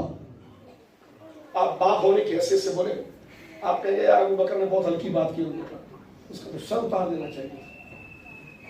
لیکن وقت کہتا ہے یہ بات بھی تیری زبان سے اچھی نہیں لگتی، تو بہت بڑا آدمی ہے. بولو سبحان اللہ. امت خضرا آنکھوں میں لاؤ، وہی ابوبکر حضور کی چھاتی کے ساتھ. بولو سبحان سبحان سبحان. نہیں رکھنا منہ کھول کے بولو سبحان. کسی کو تکلیف ہے کھڑے ہو کر مجھ سے سوال کرے گا، ورنہ میرے بھائی محبت سے کہے سبحان. محبوب رب عرش ہے اس سبز قطع میں پہلو میں جلوہ گاہ آتی کو عمر کی. سبحان. اب سوئیے بات کو سمجھتا ہوں میں. حضرت ابوبکر صدیق نے کہا مسئلہ میں تجھے 1 روپے بھی نہیں دوں گا. رب کہتا ہے ابوبکر کوئی عام بات کہتا نا تو قسم بھی اس نے شرعی اٹھائی ہے نا، تو قسم شرعی اٹھانا کوئی گناہ تو ہے نہیں، اجازت تو ہم نے خود بھی قسم اٹھانی. لیکن تو نے قسم اٹھائی تو اس سے تو نے بیزاری دکھائی رکھتا، اور تیرے جیسا بڑا آدمی یا کام کرے اچھا نہیں لگتا. یہ کون کہہ رہا ہے؟ جو سب سے بڑا ہے وہ کہہ رہا ہے، جو بڑائی دیتا ہے وہ کہہ رہا ہے. وَإِنَّ الْعِزَّةَ لِلَّهِ جَمِيعًا. وہ کہتا ہے وَلَا يَعْتَلِ مِنْكُمْ كَاكُمَا كُمْ. اس میں سارے اہل بیت بھی آ گئے، صحابہ بھی آ گئے. اب رب کہتا وَلَا يَعْتَلِ مِنْكُمْ. اے نبی کے ساتھ بیٹھنے والوں تم سب میں یہ ابوبکر جو ہے نا اسے قسم اٹھانا اچھا نہیں لگتا. وَلَا يَعْتَلِ مِنْكُمْ. تم سب میں سے جو ہے وہ قسم نہ اٹھائے. وَلَا يَعْتَلِ مِنْكُمْ وَلَا يَعْتَلِ مِنْكُمْ وَلَا يَعْتَلِ أُولِي الْفَضْلِ مِنْكُمْ. کیا قرآن کہتا ہے؟ وَلَا يَعْتَلِ أُولِي الْفَضْلِ مِنْكُمْ. جو تم میں سب سے زیادہ فضیلت والا ہے. اللہ کہتا ہے الْفَضْلِ مِنْكُمْ. جملہ منکم کہہ کر سارے صحابہ کو مخاطب کیا، اور کہہ رہا وَلَا يَعْتَلِ أُولُو الْفَضْلِ مِنْكُمْ.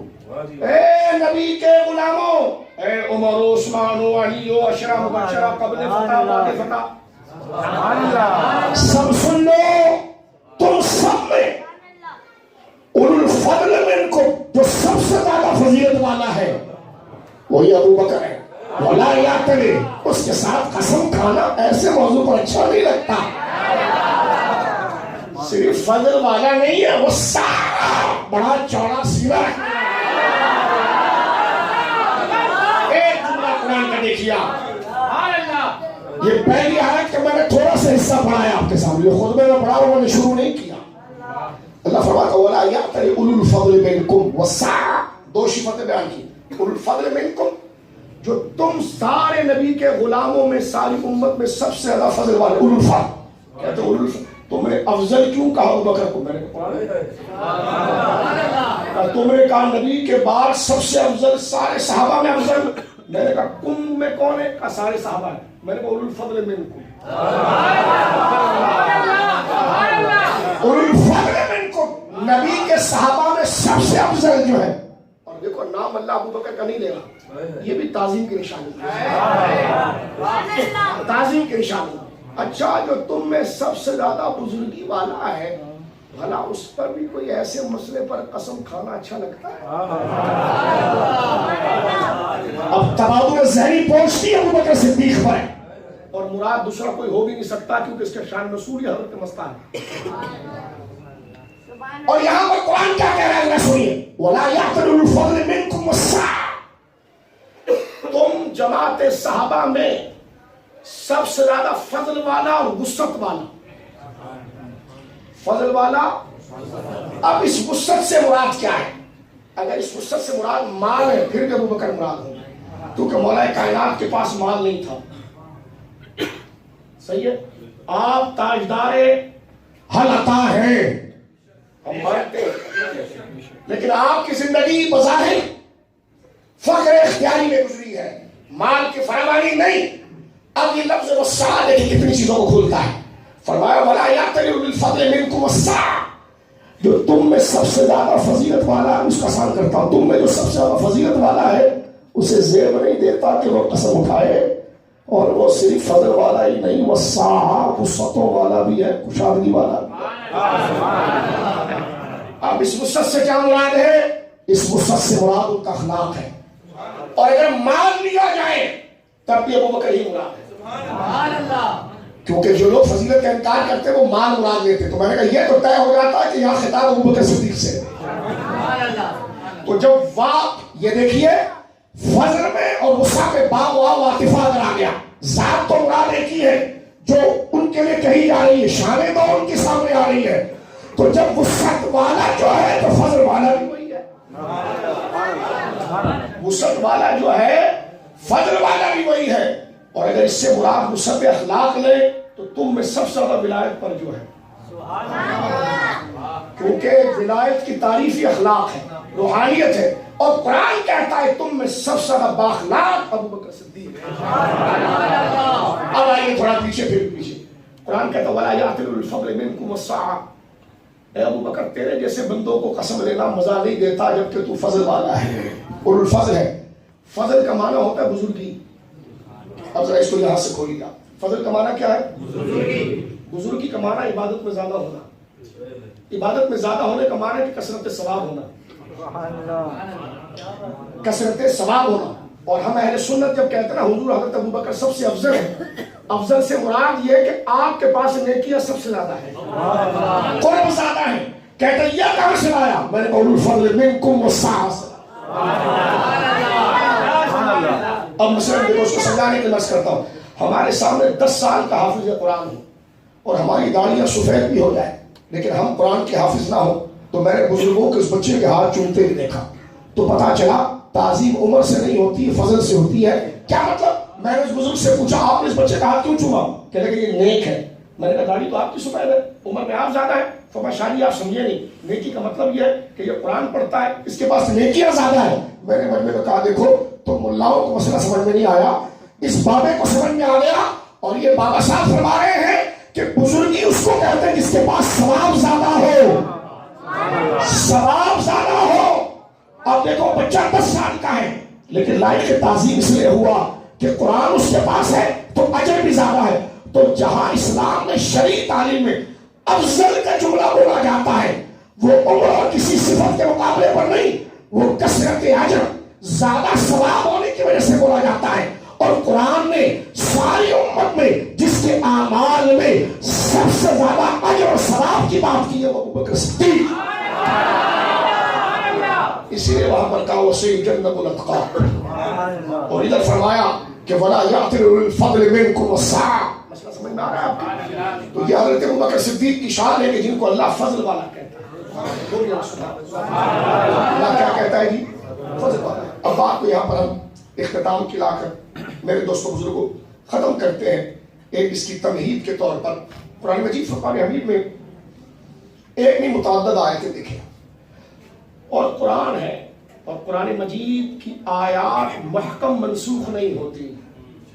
یہ سن کی محکم آیات متشابہ کی طرح نہیں ہوتی، محکم میں عقیدہ بیان ہوتا ہے، اور ساری شریعت ام الکتب جو ہے کتاب کی اصل جو محکمات ہے۔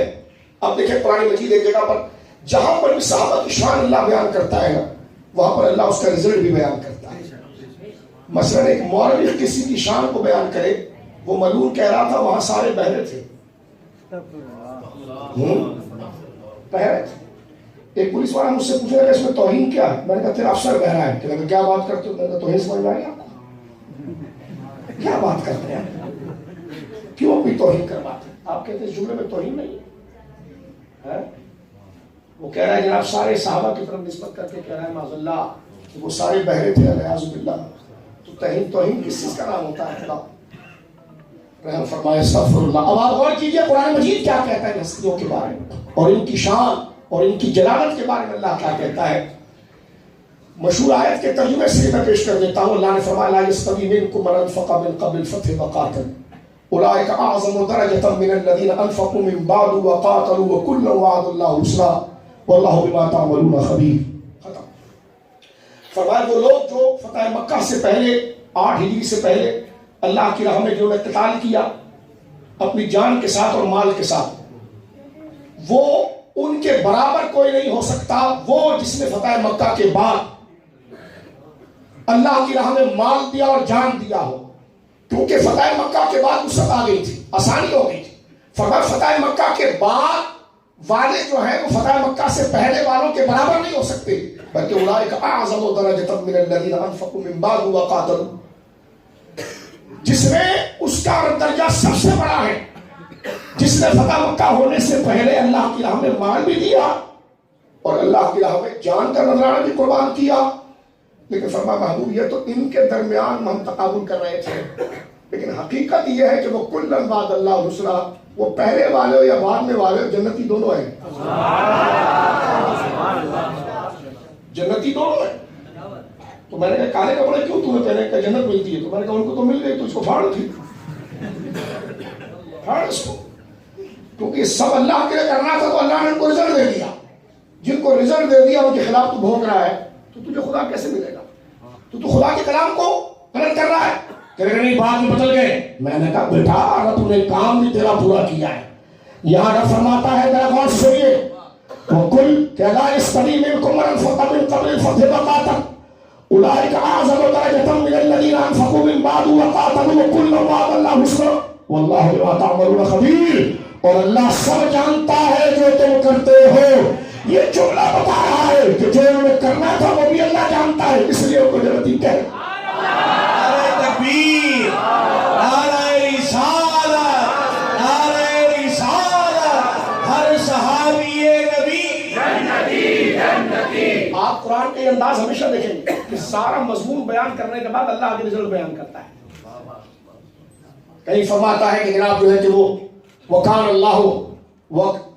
اللَّهُ عَلَىٰ كُلِّ شَيْءٍ عَلِيمًا, کہیں پڑھا جاتا ہے وَاللَّهُ بِمَا تَعْمَلُونَ خَبِيرٌ. یہ آخر میں رزلٹ آتا ہے ساری حقیقت بیان کرنے کے بعد. اب دیکھ اللہ نے فرمایا وہ لوگ جو, ذرا توجہ سنیے, وہ لوگ جو مکہ فتح ہونے سے پہلے ایمان لائے اور جو لوگ مکہ فتح ہونے کے بعد ایمان لائے, اور جنہوں نے مکہ فتح ہونے سے پہلے اللہ کی راہ میں مال دیا اور جان دی, اور جنہوں نے مکہ فتح ہونے کے بعد مال دیا اور جان دی. بعد والے پہلے کے مقابلے پر نہیں ہو سکتے. پہلے کا تو دے دیا ہمیں مرتبہ, لیکن حبیب حقیقت یہ کہ ہے دونوں جنتی, ہے دونوں وفادار. وَكُلًّا وَعَدَ اللَّهُ الْحُسْنَىٰ, اور ہم نے ان کے ساتھ وعدہ کر لیا جنت کا. اور آپ کا رب کون ہے کہ لا يخلف الميعاد, وہ وعدے کی برخلافی نہیں کرتا. اس کے لیے محال ہے, وہ وعدے کی برخلافی نہیں کرتا. وعید کے خلاف کر دیتا ہے, وہ فضل اور مدح ہے, لیکن وعد کے خلاف نہیں کرتا. اب آپ دیکھیے جب سب کو جنتی کہہ دیا تو سوال ہو سکتا تھا کہ جب تک قرآن اتر رہا ہے اس تک کی بات ہے, لیکن قیامت تک کا حکم باقی رکھنے کے لیے اللہ نے فرمایا واللہ اللہ رب العالمین آگے ارشاد فرماتے ہیں یہ تو بات ہم نے کر دی ہے, لیکن اللہ رب العالمین جل والا ان تمام چیزوں کا علم رکھتا ہے. اللہ کو تمام چیزوں کی خبر ہے جو تم عمل کر رہے ہو. بتا دیا کہ جنتی جن کو کہا ہے ان کے دائمی عمل کی ضمانت ہم نے یہاں پر دے دی ہے. اسی طرح اگر آپ دوسری آیت میں آ جائیں تو صحابہ کے رزلٹ آتے ہیں. سرکار دو عالم مجھے پردہ فرمایا. یہ دوسری آیت کا ترجمہ سنیے, سورۃ المائدہ. قرآن مکمل ہو رہا ہے, قرآن مکمل ہو رہا ہے. صحابہ کو یہ احساس, گھر کا باپ اگر پراپرٹی زیادہ ہو نظم زیادہ ہو، اس کے حقوق بڑے کشادہ ہو، اور گھر کا جو بڑا ہو اور وہ دیکھے کہ باپ مرض وفات کے اندر ہے، بلا تشبیہ ایک مثال بیان کر رہا ہو، تو وہ اس بات پر احساس ہوتا ہے کہ ان کے بعد ان ذمہ داریوں کو اٹھائے گا کون؟ یہ میں وفاداروں کی بات کر رہا ہوں، ذمہ داروں کی بات کر رہا ہوں، ان ذمہ داریوں کو اٹھائے گا کون؟ یہی حال صحابہ کرام پر تھا۔ جب سرکار دو عالم صلی اللہ علیہ وسلم تقاضۂ بشری کے اعتبار سے ایام مرض میں آئے تو سب سے بڑی فکر صحابہ کو یہ ہوئی کہ حضور نے تو اشارہ دے دیا کہ میں دنیا سے رخصت ہو رہا ہوں، لیکن حضور دنیا سے رخصت ہو گئے تو حضور کے بعد اس قرآن کو کیسے بچائیں گے، اس دین کو کیسے بچائیں گے؟ اب تو حضور ہے، سب حضور کو مانتے ہیں، حضور مزار مقدسہ میں چلے گئے تو پھر کون سی ایسی ذات ہوگی جس پر لوگوں کو جمع کیا جائے گا؟ یہ احساس تھا۔ ایک تنظیمی شخص اس بات کو جانتا ہے، ایک وفادار آدمی اس بات کو جانتا ہے، لیکن رب نے صحابہ اکرام رضوان اللہ اجمعین کے جو سینوں میں ایمانی بے چینی تھی، ذمہ داری تھی، اس کو دیکھ کر سورہ المائدہ میں فرمایا یا ایھا الذین آمنوا، اے ایمان والو، من یرتد منکم عن دینہ، جس کا تفصیلی معنی یہ کہ گھبرانا نہیں، نبی اگر مزار میں چلے بھی گئے اور ان کو نہ دیکھ کر ان کے احکام سے کوئی منکر ہو کر دین سے مرتد بھی ہو جائے تو یہ نہیں سمجھنا کہ دین ختم ہو جائے گا۔ فرمایا جس طرح اس نبی نے ٹیم تیار کی ہے نا، فَسَوْفَ يَأْتِ اللَّهُ بِقَوْمٍ، اللہ فوراً نبی کے نظام کو بچانے کے لیے جماعت کو آنے لائے۔ قرآن کا وعدہ ہے، توجہ ہے آپ کی، اس سے مسئلہ خلافت بھی نپٹ جاتا ہے اور ناموس صحابہ بھی مکمل ہوتی ہے اور افضلیت صدیق اکبر بھی ہوتی ہے۔ دیکھیے قرآن بالکل صریح تھا، یا الذین آمنوا من یرتد منکم عن دینہ، اے ایمان والو تم میں سے اگر کوئی شخص دین سے مرتد ہو جائے پھر جائے، فَسَوْفَ يَأْتِ اللَّهُ بِقَوْمٍ، تو اللہ دین کو بچانے کے لیے جماعت کو لائے گا۔ یا اللہ اس جماعت کی کوئی علامت ہے یا وہ اپنا بینر لے کر آئیں گے؟ فرمانی علامت ہے، ان کی شان کیا ہوگی جن کو ہم لائیں گے؟ فَيُحِبُّهُمْ وَيُحِبُّونَهُ، اللہ ان سب سے محبت کرے گا اور اللہ سے محبت کرے گا۔ پہلی نشانی، نبی کے بعد جو دین کو بچانے کے لیے آئے ان کی پہلی نشانی قرآن نے بیان کر۔ اب تو چاہے فدق کو لے کر آئے یا آسمان کو لے کر آئے، تیرے مفروضے چاہے صحیح سند سے بھی ہو، قرآن کے سامنے اڑ کے نکل جائیں گے، اس لیے کہ قرآن کی نص کے مقابلے میں اگر کوئی روایت آتی ہے تطبیق ہو جائے تو ٹھیک ہے، لیکن قرآن کہے سچ اور روایت میں آئے جھوٹ تو پھر وہ روایت قبول نہیں کی جاتی۔ رسول اللہ نے بھی فرمایا میرے بعد تم میری حدیثوں کو جو میری طرف منسوخ کیا جائے گا ریت کے ذروں کی طرح دیکھو گے اتنی، لیکن تم اس کو قرآن پر پیش کرنا، اگر اس کو بیان آگے لے جانے والی بن جائے تو میرا قول ہے، ورنہ میں کیسے قرآن کے خلاف بات کر سکتا ہوں۔ لہذا جتنی بھی روایات ہیں جو ہے، چاہے وہ شہاب زہری کا ادراج ہو یا کسی اور کی پیوند کاری ہو، ہمیں اس سے کوئی گھبراہٹ نہیں ہے۔ ہم روایت میں اصح الکتب بعد کتاب اللہ بھی کہتے ہیں تو ہم ان روایات کو نص قطعی کا درجہ نہیں دیتے، اس کی قبولیت کو ہم قرآن اور اصول اور ضابطے اور درایت پر رکھتے ہیں۔ قرآن جہاں صحابہ کی عدالت کو بیان کر دے اور یہ بیان کرے کہ نبی کے مزار میں جانے کے بعد کتنی بڑی ذمہ داری، 1500 سال ہو گئے، اللہ نے فرمایا نبی کے دین کو بچانے کے لیے جماعت لے کر آئیں گے، اس جماعت کی علامت کیا ہوگی؟ یحبہم ویحبونہ، اللہ ان سے پیار کرے گا وہ اللہ سے پیار کرے گا۔ پتا چلا ابو بکر خدا کا محبوب ہے۔ ایک بات آگے اللہ فرماتا ہے، دوسری ان کی نشانی ہے اذلۃ علی المؤمنین، مسلمانوں کے لیے بہت نرم ہوں گے۔ مولا فلک کیسے چھین لیا، اڑ گئی ساری چیزیں، اڑ گئی تمہاری میخیں تو پہلے تم نے اکھاڑ کر پھینک لی تھی، خیمے زمین پہ پڑے ہوئے تمہارے، اڑ گئی سب کچھ چیزیں، قرآن نے اٹھا کر پھینک دیا تمہاری بکواس ہو۔ صحابہ کے سامنے قرآن کی نص ہے اذلۃ علی المؤمنین عزۃ علی الکافرین، وہ سینہ پھاڑیں گے کافر کا اور سینے سے لگائیں گے مومن کو۔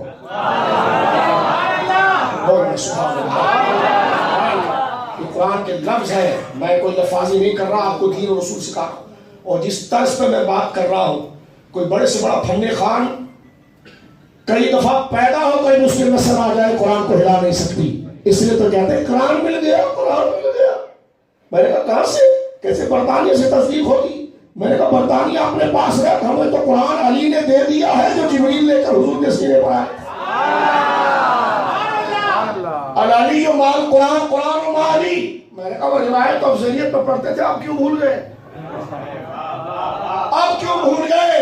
کیونکہ قرآن عزت صحابہ رسول اللہ کے وفاداروں کا سب سے بڑا دفاع، ساتھ دینے والا رب میں کتنا واضح مفہوم ہے تاکہ بچہ بھی سمجھ جائے کہ من یرتد منکم عن دینہ، نبی کی وفات کے بعد اگر لوگ دین کو چھوڑ دیں گے تو گھبرانا نہیں کہ دین ختم ہو جائے گا، دین پھیلے گا۔ کیسے پھیلے گا؟ اللہ فرماتے ہیں ہمارے ذمہ ہے فسوف یاتی اللہ بقوم، اللہ خود اپنی ذمہ داری سے جماعت لائے گا۔ پتا چلا جماعت کون آئے؟ ابو بکر آئے، یہ اللہ کی مرضی سے آئے، یہ جبر ہو ہی نہیں سکتا، رب کا وعدہ ہے کہ میں جماعت لاؤں گا، میں جماعت لاؤں گا۔ کہتے وہ جبری آئے، میں نے کہا جبری آئے ہوتے تو علی پیچھے نماز پڑھتا، علی کا بیٹا حسین یزید کے پیچھے نہ چلا تو باپ کسی کے پیچھے کیوں چلتا؟ باپ چلا اسی کے پیچھے جس کے پیچھے چلنے کا حکم رسول اللہ نے۔ تیرے جھوٹ کو میں کہاں کہاں جوتے ماروں، قرآن کھڑا ہے کتنا بڑا ڈھکوسا، اس لیے قرآن پڑھے، قرآن صحابہ کی تاریخ قرآن ہے، ہنسنے کی بات نہیں حقیقت ہے۔ قرآن کہتا ہے من یرتد منکم عن دینہ فسوف یاتی اللہ بقوم، اللہ خود ایک جماعت لائے گا۔ علماء کے مجلسی حیات القلوب میں لکھتا ہے مقدمہ خلافت کے اندر ہمارا ان سے ایک دفعہ بحث ہوا تو ہم نے یہ مناظرے میں بات رکھی، میں نے کہا تمہارے وہاں قاعدہ یہ، مولا باقر مجلسی نے اپنی کتاب حیات القلوب میں لکھا ہے کہ خدا پر فرض ہے کہ خلیفہ بنائے اور اس کے دور میں عمل کروائے۔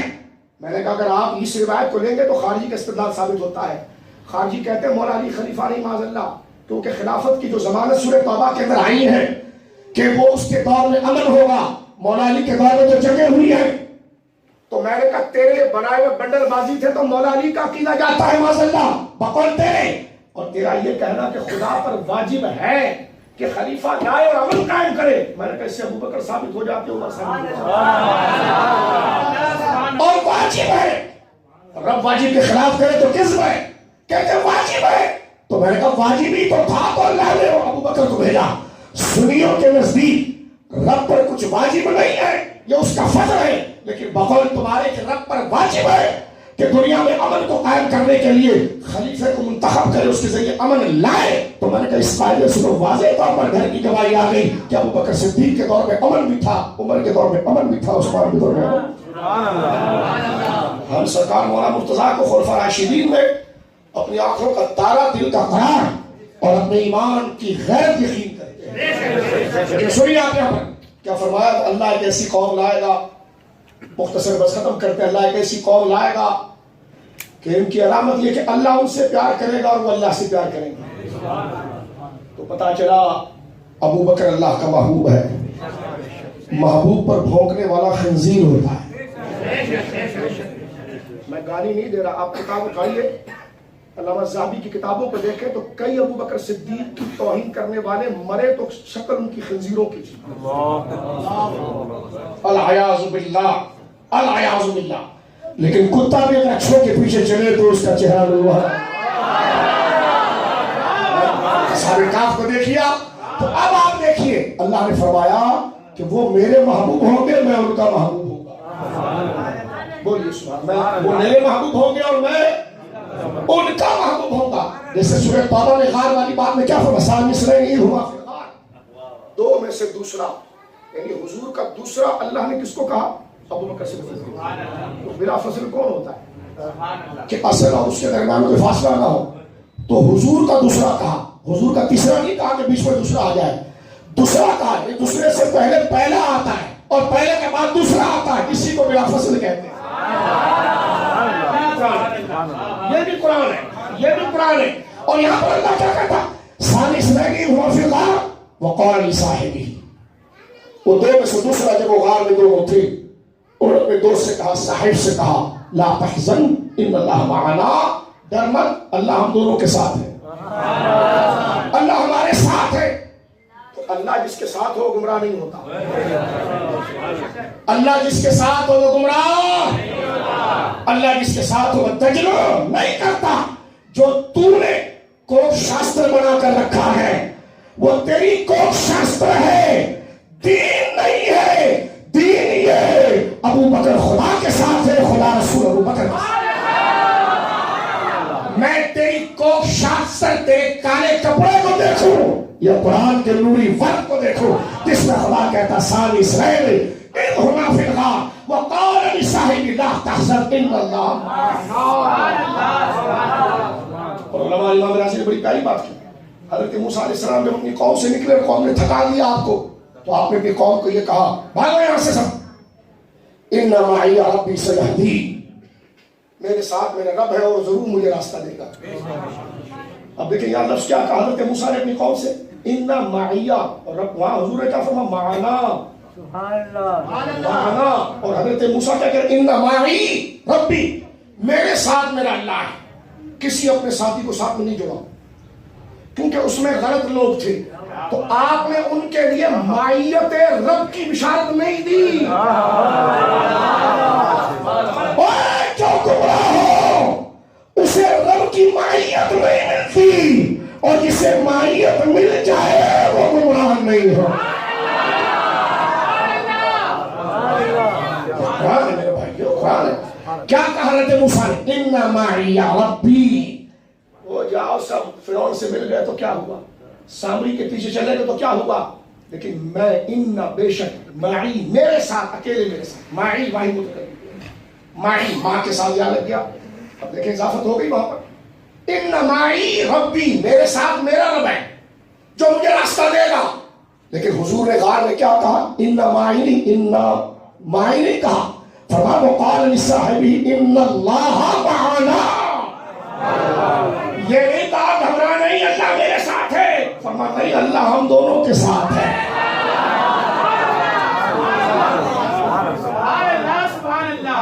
یہ شہاب زہری کا ادراج نہیں، یہ نص قطعی قرآن ہے. یہ قرآن ہے جس کے روات اور متن کو نہیں دیکھا جائے گا، وہ ہر طریقے سے مقبول ہے. جو ہے تو یہاں پر کھول کے کان، اے سنی ماؤں کے جیالو اور روشن چہرے والوں سنو اور اپنا عقیدہ بچاؤ اور قرآن پر عمل کرو. حضور نے فرمایا، رب نے حضور کے کہنے کو اپنی قدرت کی زبان میں بیان کیا. یہ جملے حضور کے تھے جو ابو بکر کو تسلی دینے کے لیے، ڈر نہیں، لا تحزن ان اللہ معنا. ڈر نہیں، وہ ڈر اپنے لیے نہیں تھے. اگر اپنے لیے ڈر رہے ہوتے تو بیوی بچے کو چھوڑ کر کیوں آتے؟ کافروں کی نظر کر کے آتے. ان کو غم یہ تھا کہ یہ جھک جائیں گے تو اتنے سارے کافر ہیں، یہ ہمیں دیکھ لیں گے تو یہ تو غار میں آئیں گے اور میں اکیلا حضور کے ساتھ ہوں، یہ اتنے سارے. تو غم حضور کا تھا، غم حضور کا تھا. اور جسے غم حضور مل جائے اسے خدا ملتا ہے. ابو بکر کو سب سے زیادہ ملا، اس لیے قرآن میں آگے ان اللہ معنا.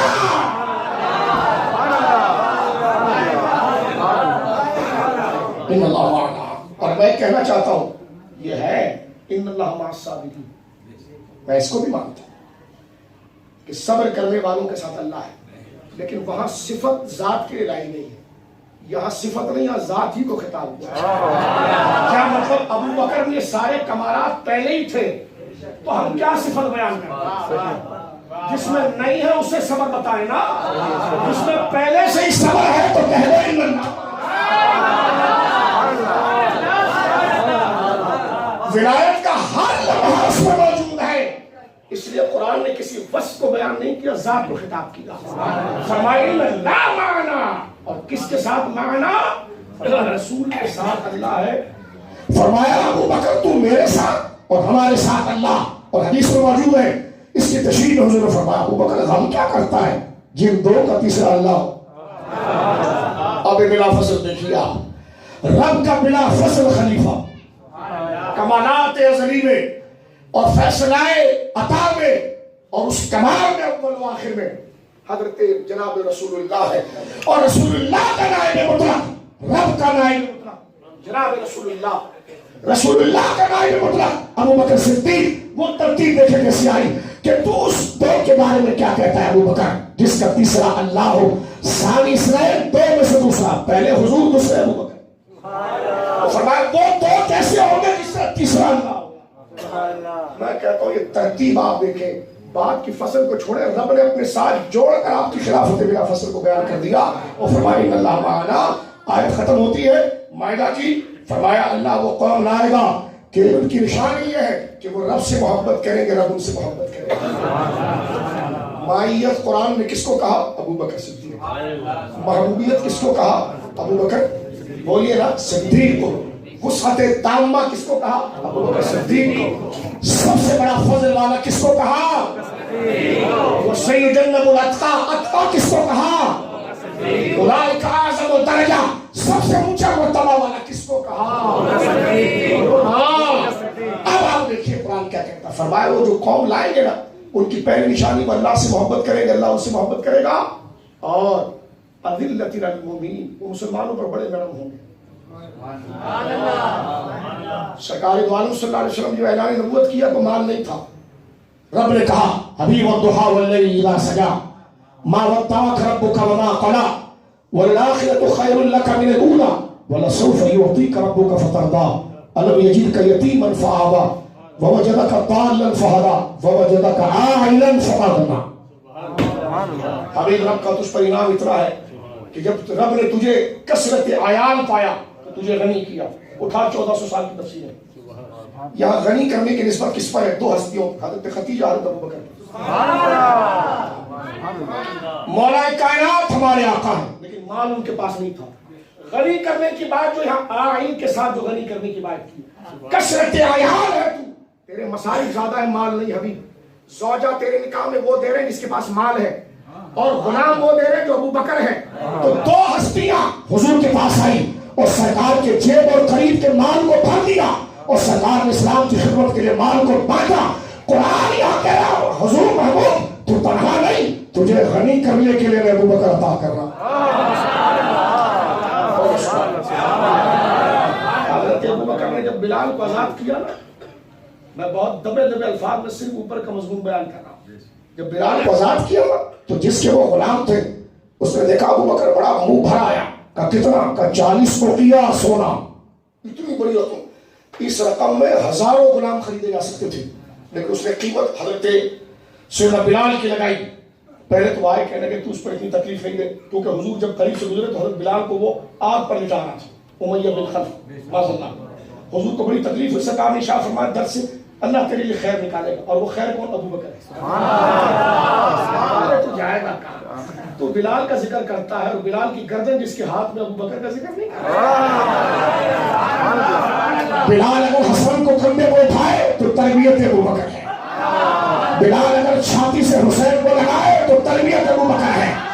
بلال اگر مدینے کے منبر پر بعد وصال مصطفیٰ اذان دے حسنین کے کہنے پر تو یہ عشق بیج ابو بکر نے بنا. تو انہیں اہل بیت کا گستاخ کہتا ہے کہ خود کوئی ایجنٹ ہے. تجھے کیا پتا عشق کیا ہے؟ جس کا مذہب تقیہ ہو وہ عشق کو کیا جانے. سنیے میرے دوستو بزرگوں, اللہ اکبر. حضرت بلال اس نے کیا کہا؟ اس نے کہا تمہیں اتنا اگر صدمہ پہنچ رہا ہے نا تو قیمت دو اور آزاد کر لو. حضرت بلال, حضرت ابو بکر بڑے مالدار تھے. فرمایا ہاں مجھے صدمہ پہنچ رہا, ماں. اس نے کہا رکو. گیا شاہ عبدالعزیز صاحب کو پڑھ کے لکھا, گیا اپنے ساتھی سے مشورہ کیا, لوٹ کر آیا. قاضی ثناء اللہ نے بھی لکھا. اس نے کہا ابو بکر ہے مالدار, اور دل آیا اس غلام پر, بڑا دل دکھ رہا ہے اس کا, تو 2 کوڑے اور غلام کو مار تاکہ یہ درد میں ریٹ اور بڑھا دے. قریب میں آ کر کہنے لگے ہاں پھر پیسہ دے دے اگر اتنی تکلیف ہے تو. تکلیف آپ کو یہ تھی کہ یہ اللہ کا نام لے رہا اور حضور کو درد ہوا. توجہ ہے آپ کی. ساری امت کی نیکی ایک طرف اور بلال کی نیکی, اور بلال کی نیکی کا سبب ابو بکر صدیق. مسجد نبوی قیامت تک رہے گی, اس کا سبب ابو بکر صدیق. سنیے میرے دوستو, کا پھر مال دے دو نا, اگر اتنی تمہیں پریشانی تو مال دو. کا کیا 40 روپیہ سونا اور اتنے اونٹ, فرما دے دیا. تو وہ کہنے لگا کیا ہو گیا ابو بکر؟ کہنے لگا کچھ اور چاہیے؟ کہنے لگا نہیں. کہنے کے لیے بات سن لے, ہم تجھے تو بڑا ذمہ دار تاجر سمجھتے ہیں, اور تو مکہ کا بڑا بیپاری ہے, لیکن آج ہم نے تجھے ٹھگ دیا, اور ہم نے چھوٹے سے تنکے کے لیے تیرے سے ہاتھی لے لیا. اور اس نے کہا نہیں, تم میرے جذبات نہیں سمجھ پائے. اگر اس کے مقابلے میں تم یمن کی سلطنت مانگتے, ابو بکر زندگی لگا کر یمن کو حاصل کر کے تیرے قدموں میں رکھتا اور بلال کو آزاد کرتا. یہ جملہ ہے حدیث کا. فرمایا یہی مال تھا جو میں نے رکھ دیا, اور یہ جملہ کہا. فرمایا یہ رقم, اس نے کہا ہم نے ٹھگ دیا اس کو, اس لیے کہ بلال جیسی حیثیت کا غلام ان رقموں میں ہزاروں آ جائیں. ہم نے فرض کی کہ بلا تشبیہ قدر و شان کے حوالے سے 1 روپے کی چیز ہم نے اس کو 1 کروڑ میں بیچ دی، کتنا بڑا نقصان کیا؟ انہوں نے کہا کوئی نقصان نہیں، قلعے کا ٹھگ دیا؟ فرمایا نہیں۔ کہا یہ اتنا قیمتی ہے؟ کہا اتنا قیمتی۔ کہا کیا اور تو دے سکتا تھا؟ اس وقت کی قریبی حکومت یمن تھی جس کے پاس بہار، سبزہ، ڈیم سب کچھ تھا۔ حضرت ابو بکر نے یہ جملے کہے مبالغتاً، فرمایا اگر تو مجھ سے یمن کی سلطنت مانگتا تو میں پیسہ جمع کر کے یمن کا امیر بنتا اور ساری ریاست یمن تیرے قدموں میں رکھتا اور بلال کو لے جاتا۔ تو یہ قرآن کہتا ہے جو مسلمان ہے نا، جو درد رکھتا ہے وہ اس آیت کو سمجھے گا۔ فرمایا قرآن کہتا ہے اذلۃ للمؤمنین، مومنوں پر بڑے نرم ہے، اعزۃ للکافرین، اور کفار پر بڑے سخت ہیں، جن کی چیزیں آج بھی نکل رہی ہیں، کفار پر بڑے سخت ہیں۔ کہنے لگے آپ نے ہم کو کافر کہا؟ میں نے کہا اعزۃ للکافرین۔ میں نے کہا آپ اس میں ہے؟ کہنے لگے نہیں۔ میں نے کہا میں تو ترجمہ کر رہا ہوں اس کا۔ عزت للکافرین، کفار پر سخت ہے، مومنین پر نرم ہے۔ یجاہدون فی سبیل اللہ۔ دیکھو اللہ شان کیسے بیان کر رہا ہے، کلام رب کا ہے، شان صحابہ کی بیان ہو رہی ہے۔ تو صحابہ کی شان رب کی سنت ہے۔ فرمایا یجاہدون فی سبیل اللہ، وہ اللہ سے محبت کریں گے، اللہ ان سے محبت کرے گا، مومنین کے رحم دل ہے، کافروں پر سخت ہے، اللہ کی راہ میں جہاد کرتے لا یخافون لومۃ لائم، اور کوئی ملامت بھی کرتا رہے شریعت کا مسئلہ نافذ کر کے رہتے ہیں۔ قیامت تک منہ پر توے کی کالک لگا، لیکن ابو بکر نے جو فدق میں کیا درست کیا، جو فیصلے کیے درست کیے۔ تو چاہے جتنا ملامت کر، لیکن وہ شریعت کے بال کو ادھر ادھر نہیں ہونے دیتے۔ اس نے سیدہ زہرا پاک کی خدمت میں عرض کیا کہ میری جان اور میرا مال سب زہرا پاک آپ کی خدمت میں، لیکن جو بات آپ فرما رہی ہیں اس میں وہی کروں گا جو آپ کے ابا جان نے کیا۔ سیدہ زہرا پاک صلوات اللہ علیہ ابیہا وعلی بالہا، وہ کہاں مال کی حدیث معاذ اللہ علیہ باللہ، انہوں نے خاموشی سے اختیار کی کہ بات آپ نے درست کی ہے۔ اسی لیے جب گئے، حضرت بخاری میں موجود ہے، حضرت ابوبکر صدیق گئے تو یہی کہا سیدہ زہرا پاک سے کہ میرے نزدیک اپنی اولاد سے زیادہ رسول اللہ کی اولاد سے ہمدردی کو میں اپنا ایمان سمجھتا ہوں۔ مولا علی نے ہاتھ پکڑ کے کہا ابو بکر نہ بول، ہم جانتے ہیں تیرے دل میں اہل بیت کی قدر کتنی ہے۔ میں نے کہا وہ مل گئے تو غلاظت کھا گیا، وہ مل گئے تو غلاظت کھا گیا۔ ارے بغض کرو تو پھر اللہ کے لیے کرو نا، جس بغض پر بھی اجر پہنچے۔ شیطان کی وجہ سے بغض کرو گے تو دنیا میں بھی لعنت، آخرت میں بھی لعنت۔ ادھر علی لگ گیا چھاتی سے ابو بکر کی، ابو بکر لگ گیا چھاتی علی سے۔ تمہارے لیے بچا کیا؟ اہل سنت کا ہے بیڑا پار سال۔ آیت ختم ہو رہی ہے اور ہماری تقریر بھی ختم۔ فرمایا لا یخافون لومۃ لائم، وہ اللہ کے فیصلے کو نافذ کرنے میں کسی بکبک کرنے والی کی بکبک کو نہیں دیکھتے۔ یہ قرآن نے کہہ دیا، رب کو پتا تھا یہ ہوگا، اللہ نے ان کی شان بیان کر دی۔ لا یخافون لومۃ لائم، وہ کسی ملامت کرنے والے، کسی ہوٹنگ کرنے والے اور جہالت میں بکبک کرنے والے، فرمایا وہ اتنے مخلص ہیں وہ کتے کی طرح تو بھی دیکھتے نہیں۔ قرآن نے کہا اذا خاطبهم الجاہلون قالوا سلاما، یہ بولا ہی صحابہ کے لیے۔ فرمایا وہ اتنے بردبار ہیں، چاہے تو لات مارے تو ادھر گرے، لیکن وہ جاہل کو منہ نہیں لگاتے، اتنے میچور ہیں۔ فرمایا کیا؟ فرمایا کہ لا یخافون لومۃ لائم، ملامت کرنے والے، ہوٹنگ کرنے والے، جملہ کسنے والے، ان کی پرواہ نہیں کرتے، جو اللہ کہے گا وہی کرتے، جو رسول کہے وہی کرتے۔ آگے اللہ کہتا ہے یہ کوئی عام چیز ہے؟ فَذَلِكَ فَضْلُ اللَّهِ يُؤْتِيهِ مَن يَشَاءُ، کہنے یہ تو اللہ کا فضل ہے جو تجھے نہیں ملا ابو بکر کو، تجھے نہیں ملا صحابہ کو مل گیا۔ فرمایا کیا جملہ ایک کے بعد ایک، تھوڑی عربی فساد آتی بندے کی چیخیں نکلتی، ایک کے بعد ایک لفظ کی جو ترتیب چلتی ہے۔ فرمایا ذالک، اللہ ایسی قوم کو لائے گا جب لوگ مرتد ہو جائیں تو ایسی قوم کو لائے گا جو اللہ ان سے محبت کرے گا، وہ اللہ سے محبت کرے گا، مومنین کے لیے دل میں نرمی رکھیں، کافروں پر سخت ہوں گے، اللہ کی راہ میں جہاد کریں گے، کسی ملامت کرنے والی کی ملامت نہیں کریں گے۔ پھر رب خود کہتا ہے یہ عام چیز نہیں ہے، یہ اللہ کا خاص انعام ہے۔ ذالک فضل اللہ یؤتی من یشاء، ہمیں کیوں نہیں ملا؟ فرمایا تو اللہ کی مرضی جسے چاہے۔ اور آگے کیا فرمایا؟ کیا ابو بکر میں کوئی خرابی تھی؟ اللہ نے ساری بات ذکر کرنے کے بعد کیا ابو بکر بعد میں بدل گیا تھا؟ اللہ کہتا واللہ واسع علیم، بکواس بن کر اللہ قیامت تک ہر چیز کو جانتا، قیامت کے بعد بھی جانتا۔ ادھر کیا کہا کہ ان سب سے ہم نے جنت کا وعدہ کر دیا، اور جو تم کر رہے ہو ہم اس کو جانتے۔ یہ شانیں ہیں، لیکن واللہ واسع علیم، اور اللہ وسیع علم رکھتا ہے. یہ رزلٹ جو ساری پروسیس کو چلا کر رب آخر میں جو یہ بات کرتا ہے، اس سے پتا چلا یہ بات وقتی نہیں ہے، قیامت تک کے لیے، کیونکہ قرآن وقتی کتاب نہیں، قیامت تک کو ڈسکس کرتا ہے. اور اس لفظ کی نمائندگی کرنے والے الفاظ واللہ یعلمون بما تعملون خبیر، اور یہ ساری آیت واللہ واسع علیم، یہ سارے کلمات ایسے ہیں جو بتاتے ہیں جو رب اب کہہ رہا ہے کل بھی ویسی ہوگا، پرسوں سبحان اللہ. بات کو ختم کریں. حضرت بلال کے لیے حضرت ابوبکر صدیق نے حضرت ابوبکر صدیق اور کر رہے ہیں، حضرت ابوبکر صدیق نے 40 اوقیہ سونا اور کئی اونٹ حضرت بلال کو خریدنے کی. نہ حضرت بلال کوئی شہزادے تھے، نہ شہزادے کی اولاد تھے، نہ ان کا کوئی بہت بڑی پراپرٹی تھی کہ چھڑانے کے بعد پیسہ واپس آئے گا، کچھ بھی نہیں تھا. مکے کی گلیوں میں ہوٹنگ ہو رہی تھی، ابو بکر کو ٹھگ دیا، ابو بکر سے زیادہ مال لے لیا. صدیق اکبر سر کو جھکا کر چلتے ہیں. ایک تو اللہ کے لیے کام کیا، پھر تانا برداشت کتنا ہے. ہم کسی غریب کو کھانا کھلائیں تو 10 کو میسج نہ کریں تو ہمارے کو ہضم نہیں ہوتا. ریاکاری میں ہم اتنے پلیت ہیں. اللہ اکبر. لیکن اتنا دینے کے بعد بھی تانا آیا. ابو بکر کی عقل چلی گئی. ابو بکر نے کیا کر دیا؟ سر جھکائے ہوئے ہیں. رب کی رحمت جوش میں آئی. فرمایا وما لأحد عنده من نعمت تجزى. چپ کرو. اس نے کسی بندے کی داد و تحسین کے لیے نہیں دیا. فرمایا الا ابتغاء وجه رب العالمين. رب کہتا ہے چپ کرو.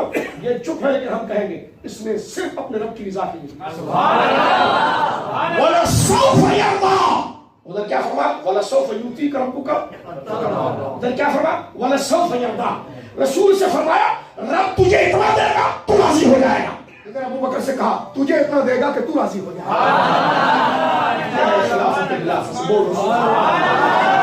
یہ ہے شان صدیق اکبر. میں نے صرف ایک سرسری، ہم اللہ کے بندے ہیں اور ایک عام سے بندے ہیں، اللہ ایمان کے ثابت قدم رکھے. صرف قرآن کا ایک سرسری مطالعہ میں نے بتایا، بات ختم ہو گئی ہے کہ اللہ کی کتاب دنیا کی سب سے سچی کتاب، سچائی اور ٹروتھ، سب سے بڑے ٹرو اور سچائی کی سب سے بڑی سورس ماخذ قرآن. جب وہ اتنی بڑی بات ابو بکر کے لیے کرتا ہے تو ہم کسی بھیڑیے، خنزیر، بندر، جہنمی کتے کو کیوں دیکھیں؟ ہم اللہ کے کلام، اللہ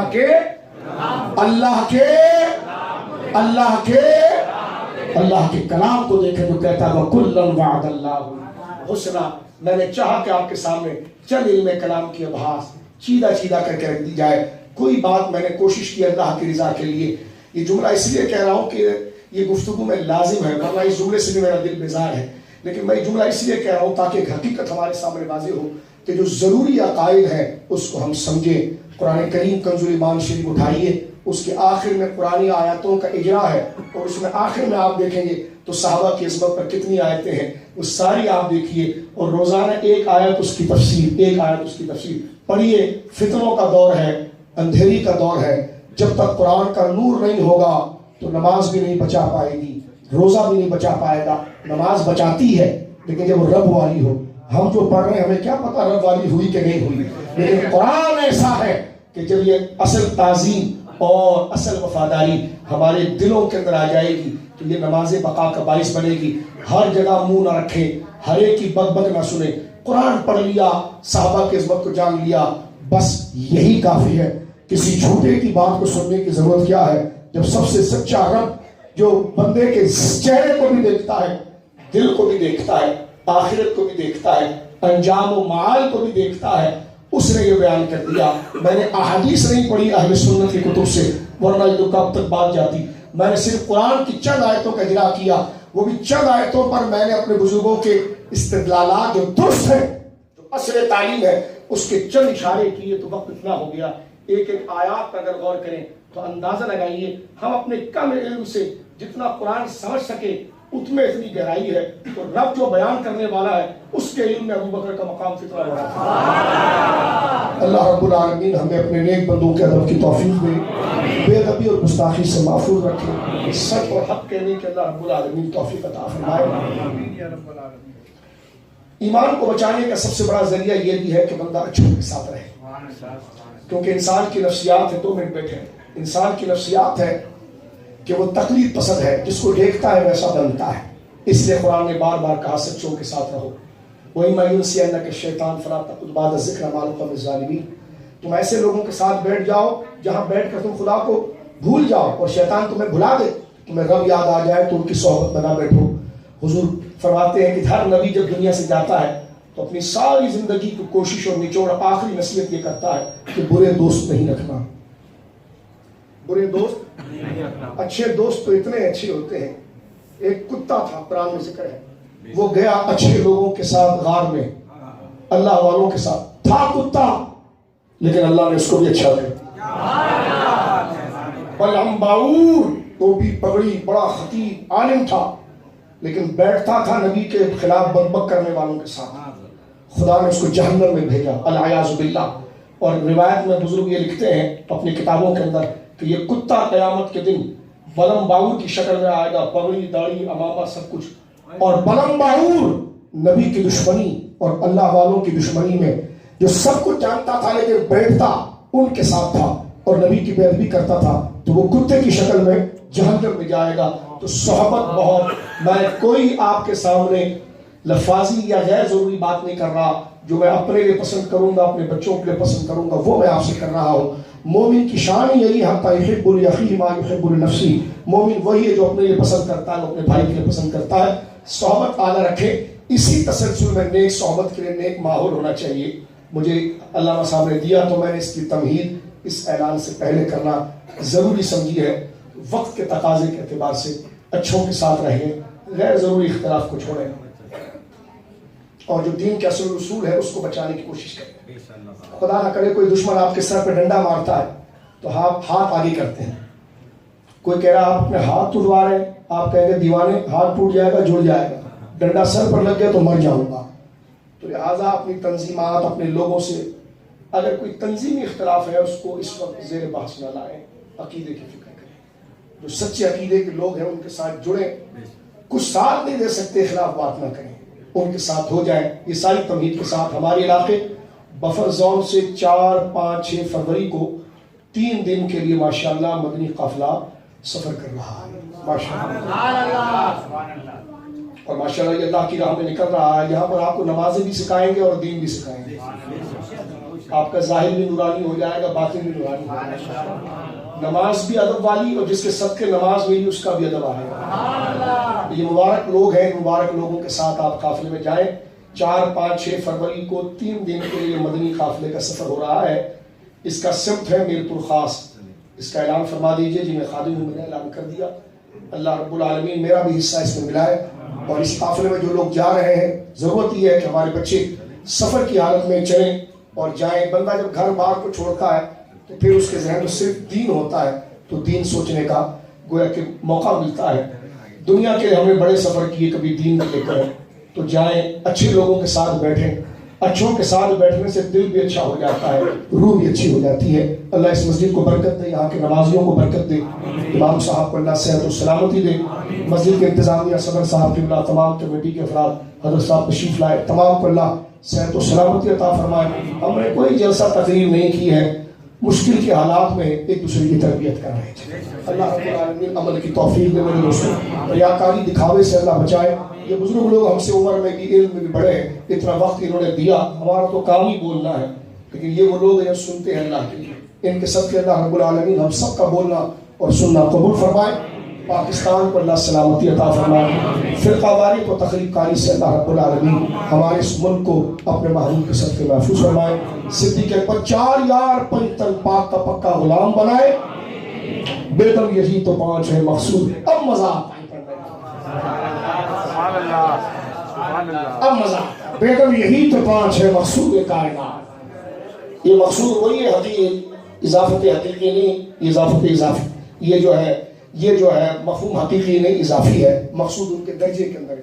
اب معنی تعویل محبوب بھی لیں تو کوئی معنی نہیں، معنی مقصود بھی لیں تو محبوبیت ہی کے لیے ہے، جیسے حضرت محی الدین غوث اعظم کہا جاتا ہے جبکہ محی الدین رسول اللہ ہے، لیکن رسول اللہ کے لیے محی الدین وہ حقیقی معنی میں ہے اور ان کے لیے اضافی معنی میں ہے۔ اگر کوئی لفظ بدلتا بھی ہے وہ بھی عاشق ہے، بے ادب نہیں ہے، لیکن اگر کوئی اس تعبیر میں پڑھتا ہے اس کو بھی حرج نہیں ہے، جبکہ غلام ابو بکر کا ہو، عمر کا، عثمان اور علی کا، اور کہے دمادم مسکن اندر ابو بکر کا پڑھی جناب آب تطہیر سے جس میں پودے جمے، اس ریاض نجابت پہ لاکھوں سلام۔ کیا بات رضا اس چمنستان کرم کی، زہرا ہے کلی جس میں حسین اور حسن پھول، بیگم یہی تو پانچ ہے مقصود کائنات، خیر النساء حسین و حسن مصطفیٰ علی۔ اور جو آج کے بیماریاں چل رہی ہیں اس کو دفع کرنے کے لیے پویتر پاک کا نام ہے لی خمسۃ اطفی بہا حر الوباء الحاطمہ۔ اے سنیوں کا وظیفہ دیکھو، ہائے ہائے ہائے، فرمایا میرے پاس 5 طاقت اللہ کے فضل سے ایسی ہے جو بخار کی سختی کو توڑ دے۔ لخمسۃ اطفی بہا، میرے پاس وہ 5 نام ہے اللہ کا نور جن سے چھلکتا ہے، اللہ کی طاقت کا جو مظاہر اطفی بہا، جن کے ناموں کے صدقے آگ بجھن الوباء، وبائی آگ، وبائی امراض کی، حاطمہ جو کمر توڑ دینے والی، ہڈی توڑ دینے والی، پھسلی توڑ دینے والی بیماری، ایسے بخار، کرونا اور ملیریا، اس قسم کے سخت بخار جو کمر توڑ دیتے ہیں، ہڈیاں توڑ دیتے ہیں، پھسلیاں توڑ دیتی ہے، فرما اطفی بہا، پنجتن پاک کے نام سے وہ آگ بجھ جاتی ہے۔ کون ہے وہ؟ المصطفیٰ والمرتضیٰ وبناہما الفاطمہ۔ بالکل لخمسۃ، سارے مریضوں کی شفا کے جو اسپتالوں میں، گھروں میں جو موجود ہیں، سب کے لیے خمسۃ اطفی بہا حر الوباء الحاطمہ المصطفیٰ والمرتضیٰ وبناہما الفاطمہ۔ ان کے مولا کے ان پہ کروڑ درود، ان کے اصحاب و اطرت السلام و آخر دعوانا۔